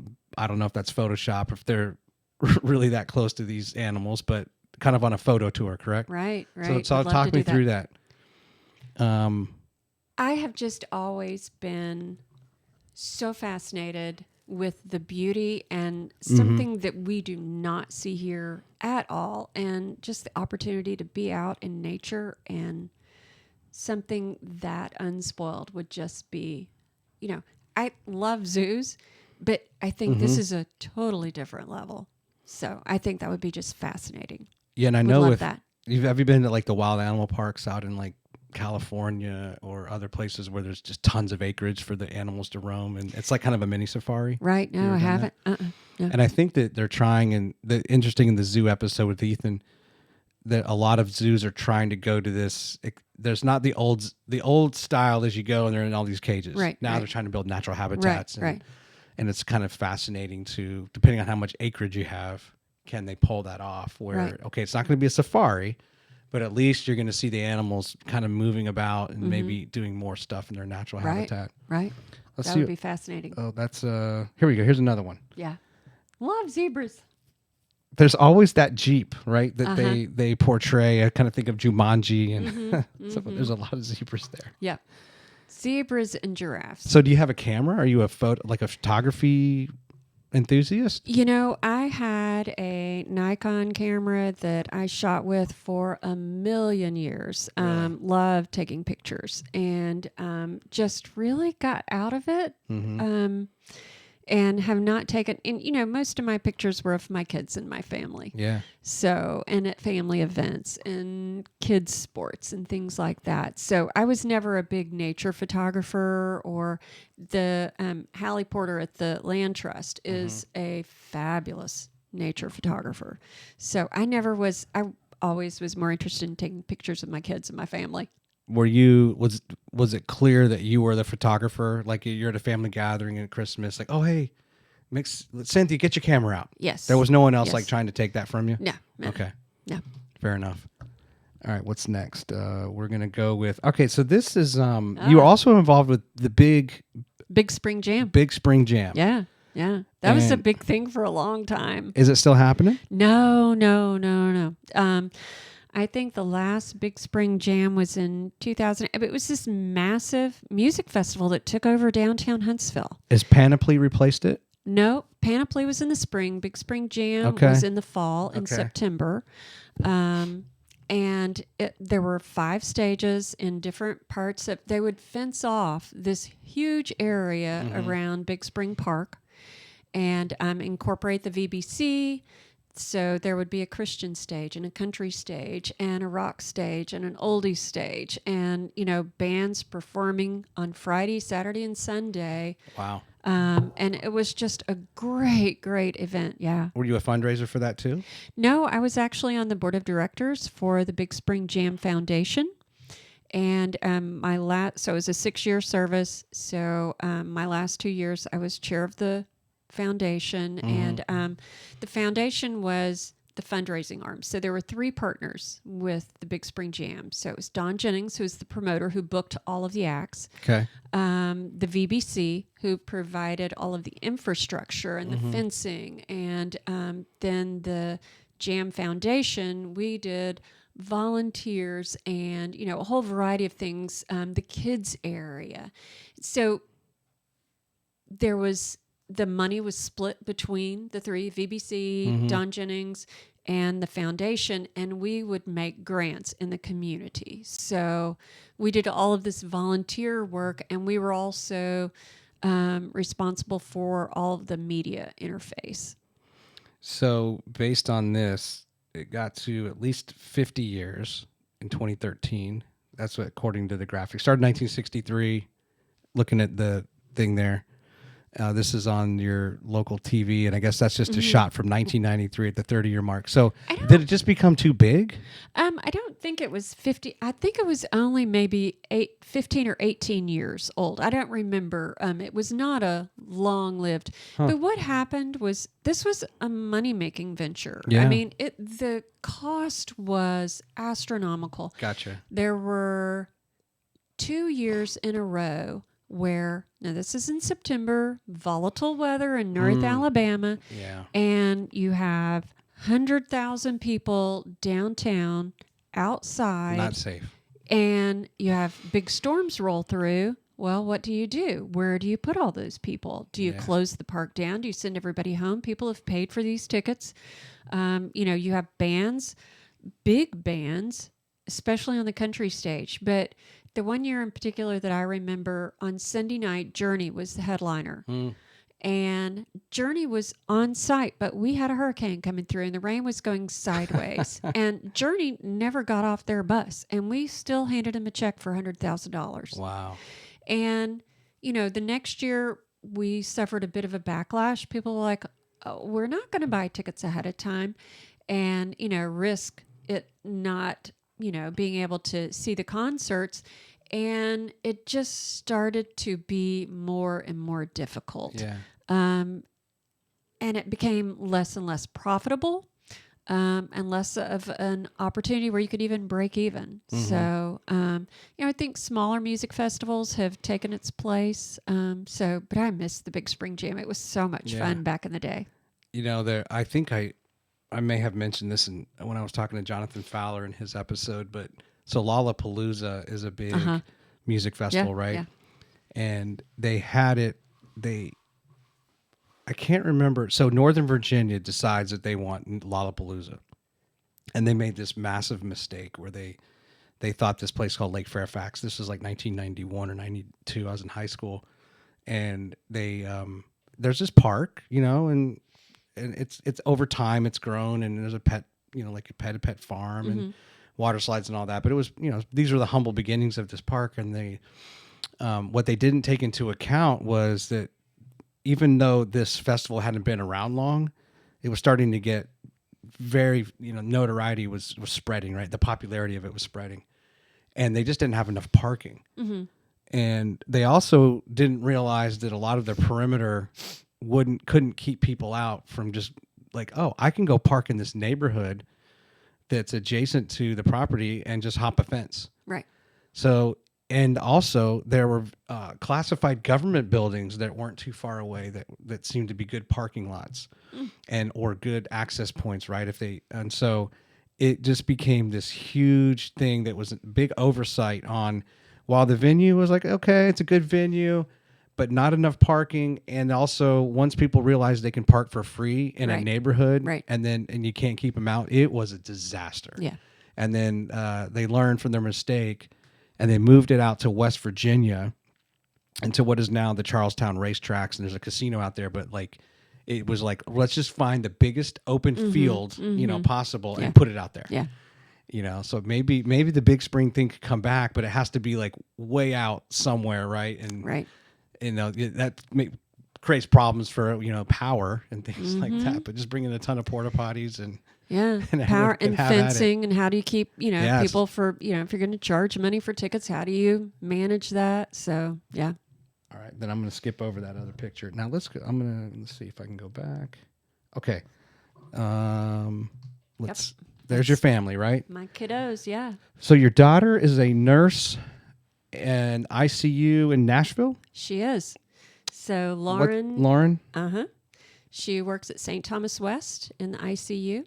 How long has she been doing that? She's been a nurse for 4 years. Okay. So she graduated with her RN or her BSN in 2019, May of 2019, went to work for Huntsville Hospital and was in the ICU. She loves the ICU. there's a lot going on there, and Sure. she really loved that. Yeah, still does. And so she was a nurse when the pandemic started. Wow. So yeah. So she has had. That's unprecedented, right? When you think of the training you have had, and all of a sudden you have this thing, and they have to adapt, and it's Right. And this thing that nobody knows what it is, what's Right. happening, what's going on. And, very quickly they, started all the PPE and, protecting themselves. And that was terrifying as her mother to know that she was in contact with these people that had this. right. And actually, Lauren was the nurse.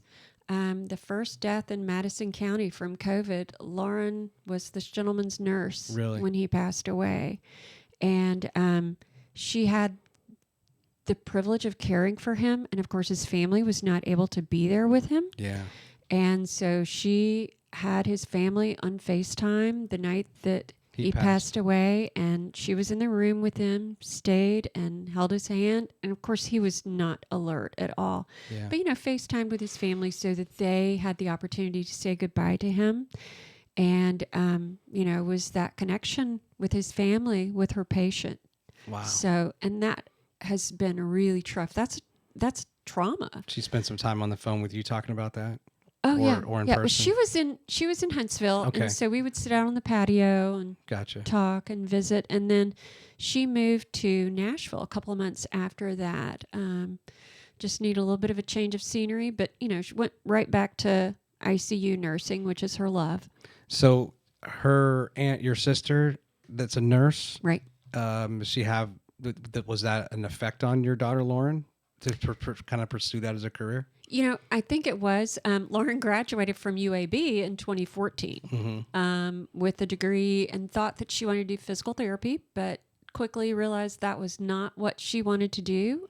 So she supported herself, worked at a couple of different jobs until she really figured out what she wanted to do. And she went back to school and got a second bachelor's in nursing. And yeah, she had talked with my sister a lot about that and the opportunities, and really felt like that was something she was interested in, and she's doing just phenomenal. Wow. And then your son, he works for Duke Energy. He does. He's a utility lineman In North Carolina. Correct. Right. North of Raleigh, and I'm really proud of both of them. Cole went to Southeast Utility Lineman School. I didn't even know there was a school for this type of thing. Right. But, you can imagine the magnitude of the work that they do and the danger that is involved and the skill level.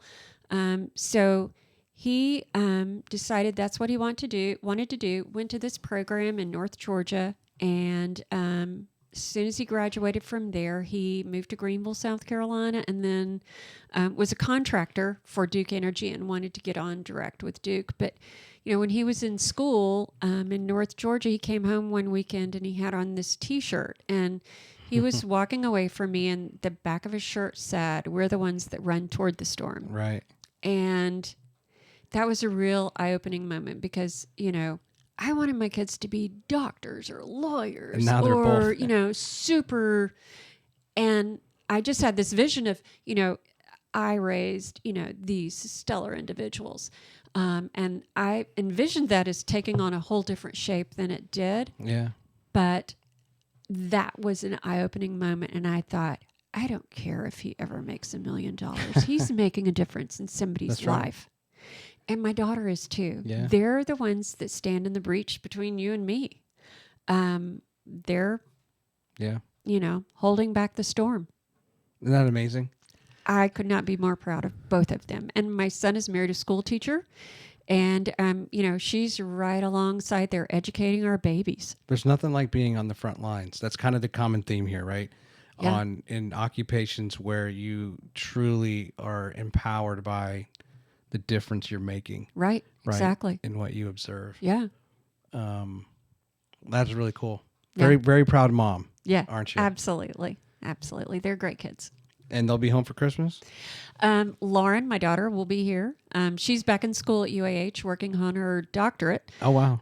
So she's here a couple of days a month, and she'll be here for Thanksgiving. And my son just got married in April. Okay. And he and his wife have bought a house. And so they're going to stay in North Carolina and have enjoy it. their first Christmas in their own home. Are they in Cary? What town are they in? They are in Creedmoor. Creedmoor.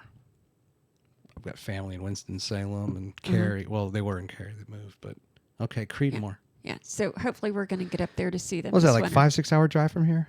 A little No, more? I think it's like 9 or 10. Oh, yeah, you're right. Yeah. I forget that. Yeah. I'd be up there bugging him like crazy if it was 5 or 6 hours. Yeah. That's true. Yeah. The hard part is like when you go that way and you want to get on Interstate 40, you can try to go through like Asheville, but man, those mountains, that can be problematic. Construction, accidents, they're beautiful. It's a beautiful drive. But I like to go, if I'm worried about time or I don't want to have to deal with the potential slow traffic, I'll just shoot up 81 and then kind of come in the other way. It's a little bit longer, but just try to stay on the interstates. Yeah. Yeah. Well, when we went up there last winter, we decided we're going to fly because that'll be a little quicker, give us more time with them. And then, of course, we had the 13-hour layover in the D.C. airport. So it was only supposed to be 3 hours, and it just National or Dulles? Going. Downtown, like National? No. The one in Dulles in Virginia? Different one? I don't know. You don't know? It doesn't matter. It's just a bad experience. It was in the airport. It was a long, long day. I don't really bring back bad memories. Let's see. I think I might have. Oh yeah, I want you to. Do you know that you recognize this picture? I actually took this from your Facebook. Yeah. Oh, hold on. I got to switch over. I'm sorry. And there we go. Yes. What is this? Auburn. That's in Roland Auburn. Timmer's Corner. Okay. Yeah, so that's a well-beloved Auburn tradition. When one of our teams wins, we roll Timmer's Corner. Okay, and that means paper, like toilet paper. Toilet paper, absolutely. Okay, so that's when I first looked at this, I thought, oh, this must be a snowstorm. Yeah, no, that's and you're Auburn. taking this picture from an office window, like, look at this traffic. No, Yep. That's cool. Yep, that was a successful day in Auburn, evidently. You know what they do in West Virginia? What? They burn couches. That's the students just go Where nuts. do they get sofas to burn? I don't know. I guess they just sacrifice their crappy couch and go get another one at the thrift store or something. But that's their big tradition is they burn couches. How funny. Yeah, no, we just get our toilet paper and go roll the trees downtown. Wow. And so is this the traffic leaving the game or this? That's the main drag in Just Auburn. the main drag. Okay. And that was probably after a game, basketball, football. We roll Timmer's Corner at any occasion. I did you a favor. What's that? When I had John Allen on, he's a graduate of Auburn. Uh-huh. I went back and found his yearbook stuff. Uh-huh. I didn't know if I wanted to do that for you, if you'd be embarrassed or if I. Oh, no. The problem is I would dive in. I would spend hours and hours because I've told many people the Auburn database is just phenomenal. Oh, yeah. It goes back to the 1800s of and it was funny. You go back to 1880 and you're looking at newspaper clippings from Opelika or whatever. Yep. And they're advertising, you can buy a new water tower and it's the all new steel that will last a lifetime.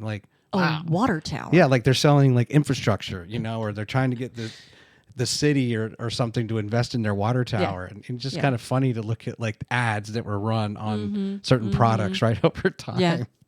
The rabbit hole that is the internet. Yeah. Yeah, You can find anything there. Cracked me up.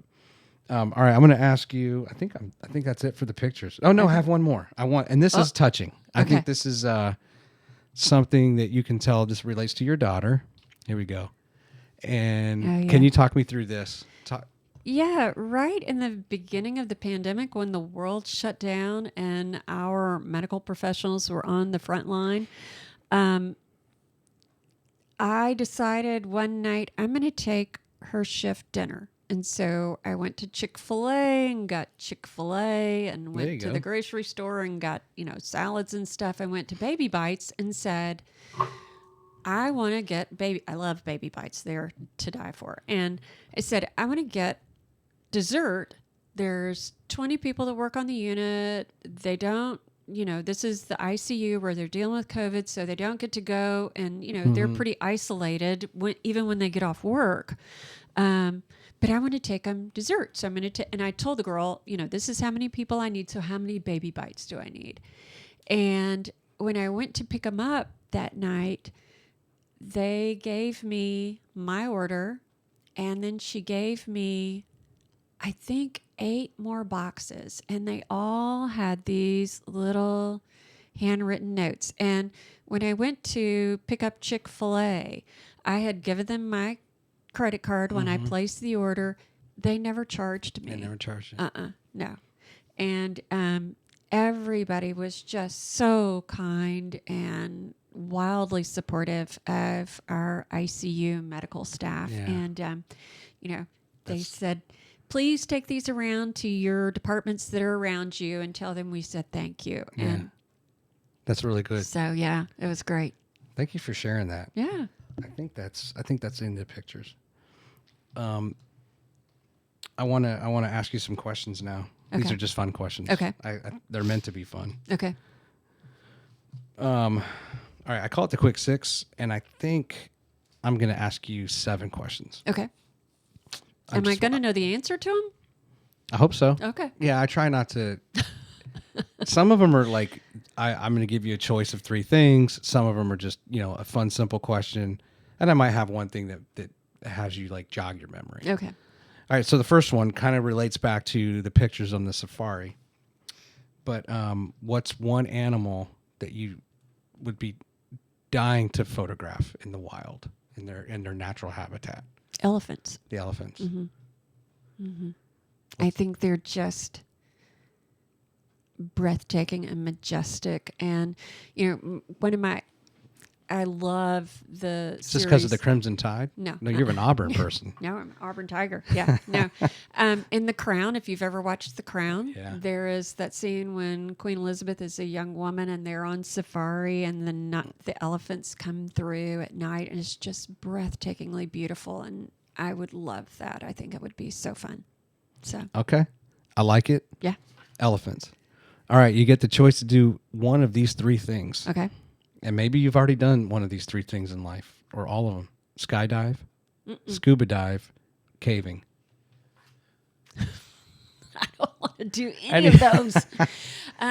Skydiving, I am terrified of heights. But I guess I would say scuba diving. I do love the ocean. I love the ocean. It's just very calming, and I think it would be just ethereal to be underwater with it so quiet and beautiful. So in caving, no. Yeah, it kind of each one of those can Wet touch and on creepy. Can touch on a phobia, right? Or just a. I mean, anything could go wrong in any of those scenarios. I know. They're kind of high risk things, right? I prefer to sit on the beach and read my book. I would prefer to snorkel over scuba dive. Yeah. There's a part of me, even though it looks really great, I don't know if I want to be really in the wetsuit. I like to feel the water, and I would. I mean, maybe it's very refreshing. But I'm also just afraid of I'm going to be that guy that my tank doesn't work right, and my what are those things called? Respirator? Yeah, the respirator. Like something's going to go wrong. Yeah. It's just going to be my luck. Yeah. I'm going to get pressurized and explode. All right. Something that you're excited that's coming to Huntsville. There's all kinds of news. There's always something, we're building this, we're building that. Is there anything that you are aware of? Like, that'd be really cool. I can't wait for that to come here amidst all this growth. I don't know that I could even put my finger on one thing. I've lived here all my life. Sure. And the changes that we have seen, since I was growing up are just stunning. Sure. When my parents came here in the early 60s, there was only 12 or 15,000 people that lived here. You'll have to tell me. I don't know. I mean, it was tiny. Yeah. And the explosive growth that we've gone through is just crazy. So all the great restaurants love the Orion. Okay. It's so great. Yeah. We saw Kenny Chesney there this spring, and just so fun, just a world-class venue. And I'm stunned by everything. So if I was to revise that question, it would basically be, what was one thing in your lifetime that you were most excited about sounds like maybe the Orion is on that. Yeah, that yeah, list. absolutely. Just so much fun and great restaurants. Yeah. So glad to see Huntsville getting so many great restaurants. Okay, here we go. Here's the next one. A fact or a tidbit about you that, few people may know, whether that's an achievement in junior high school or high school or, Oh, did you win the spelling bee? Did you? I was in the band. Okay. I was a band nerd in high school, middle school and high school. I played the flute. Flute. And I was in the marching band, and I was not in the band because I was a great musician. I was in the band because in my family you had to be in an extracurricular activity. Grissom at the time, my graduating class was like 620 kids. Wow. So to have a group that you connected with in high school, my parents felt it was really important. So consequently, I was in band. Marching season, the band is still phenomenal at Grissom. We always won all the marching competitions. We traveled all around. I never marched and played my flute at the same time. I am like the biggest klutz in the world. So you had to pretend. playing. Oh yeah. And it's a flute. It's not like it's the trumpet that everybody is going to hear. I marched and pretended to play my flute. When I was in fourth grade, there was something about, gosh, my little buttons. So, okay. There was something about elementary school. Like I think fourth grade was when the music department would come by and you started playing the recorder. And then I guess after the first quarter, we called them quarters. We had 4 quarters of schooling. Maybe by the second quarter, like, hey, if you're interested in the violin or the viola or the cello, this is your time. And so I was like, I'll play the violin. And what happens is I don't know what the percentage is. I'm going to say it's probably somewhere around 95% of the kids that ever start, like, never pursue it, right? But I was doing fine with this, like the pizzicato where you just kind of pluck the strings. But when it got to the bow and reading music, I was like, I'm out. And so, but I was too scared to tell the teacher that I wanted to quit. So I wait till we literally having a concert. And my plan was kind of like you described. I'm just going to pretend I'm playing. But this might be my chance where we all had to like stand in line and our parents are, in my case, my grandparents are there to watch and they're filling in the auditorium and we're all like, the teacher's standing at the piano and kind of helping us tune our violin, right? And I basically decide I'm just going to tell her I'm going to quit. So it's my turn. I come up there and I said, I'd like to quit. And she goes, okay, but wait till after the concert. Go sit down. And so, okay, so I just sat there and pretended to play. Oh, how funny. And then that was it.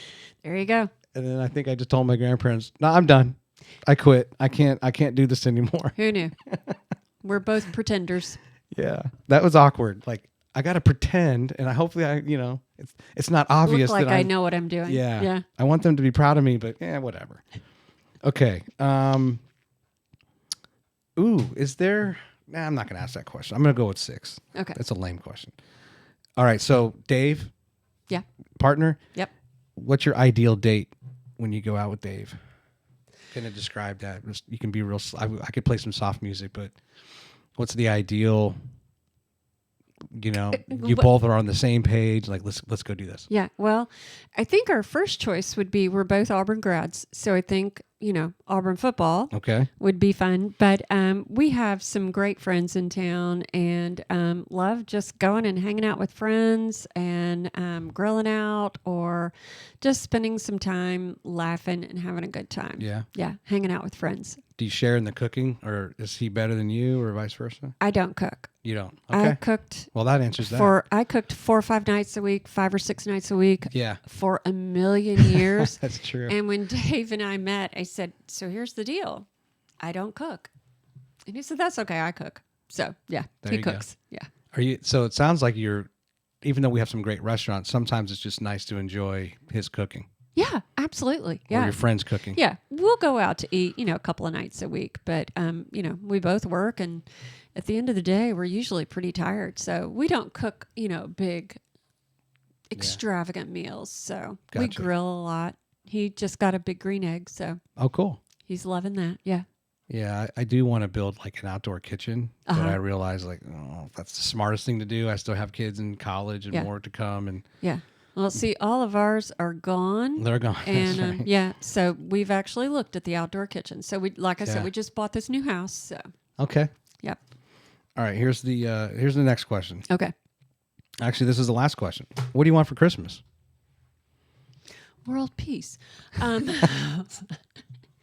You know, I think more than anything, I would love to have, I'm not going to get it, but I would love to have both my kids back home at the same time. But I think just time with family and friends. Okay. That is becoming, these last couple of years have taught us how precious our time with each other is, and that human connection. So we've already had some fun parties and events that we've gone to, and just looking forward to spending time with friends. I had my girls' supper club over to my house last night, Okay. and just having that time with my friends to laugh and connect. And So let me ask a different question. Okay. Because I think we're all the same way. As we get older, Yeah. it's like you just want to it's not really about the gift. You can buy whatever you want, right? Before the age of 12, best Christmas gift or the one you most remember? Sounds like you all get along with your siblings and you're good parents. All in the 35803. Yeah, and we used to beat the crap out of each other when we were little, so we didn't get along then. And my brother still harassed me mercifully. Okay. So, no, I think I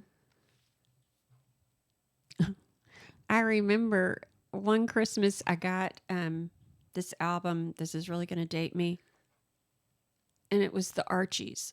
Okay. Sugar, Sugar, and it was the Archies was a cartoon band. But we all know that song. Yeah. I got that album and I loved it. And I got also that same Christmas, I got a long red maxi dress. Okay. Mm-hmm. So I was very fancy. Had my favorite album and a long red maxi dress. Did you ever? I had the unfortunate. I wanted fish one Christmas. And my grandparents went and got me some fish. And by the Christmas morning, 4 of the 5 were dead. Oh, how funny. Floating at the top. There was one that made, and then he made it like 2 days, if it was a he. Yeah. And they were all dead. Yeah. We never had fish or gerbils or anything like that. We had dogs.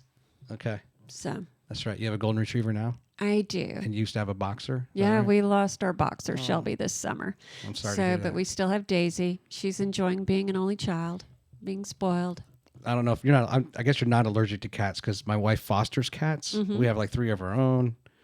And then at times we've had dozens of cats in the house. Oh, wow. We have like 2 right now, but it's kind of fun to go through the adoption process. And, I think dogs are the same way with all different personalities and, it's just like humans that way. Yeah, and we've thought about adding another dog back in, but, Daisy's 9, and so it's like, do we, inflict that on her? Do we get another senior dog? And so we're toying with that. Do you have any final thoughts? This is, I hope you've enjoyed your time.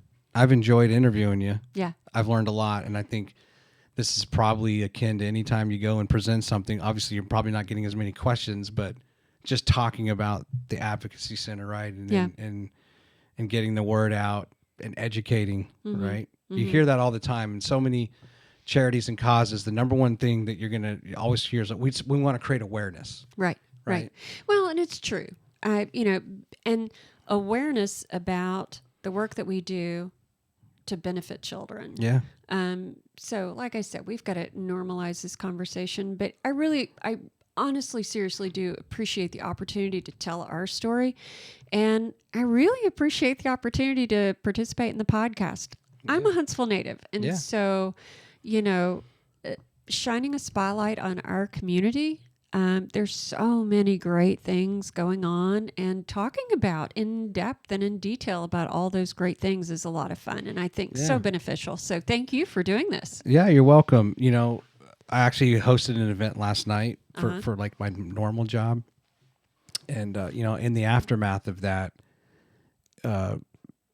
people get on social media and post some really nice things. And this one person really kind of summed it up. He came and I think he supports more of like the space NASA type work, but then he met someone from commercial real estate Then, of course, he meets me, and I got the podcast. And then he met, we had it at Black Patch Distilling, which is owned by Clayton Hinchman, who's the CEO of Ignite. And then his father, Gary, is the one who does all the, I don't drink, but he's the chemist and does all the recipes, right, for all their bourbon and stuff.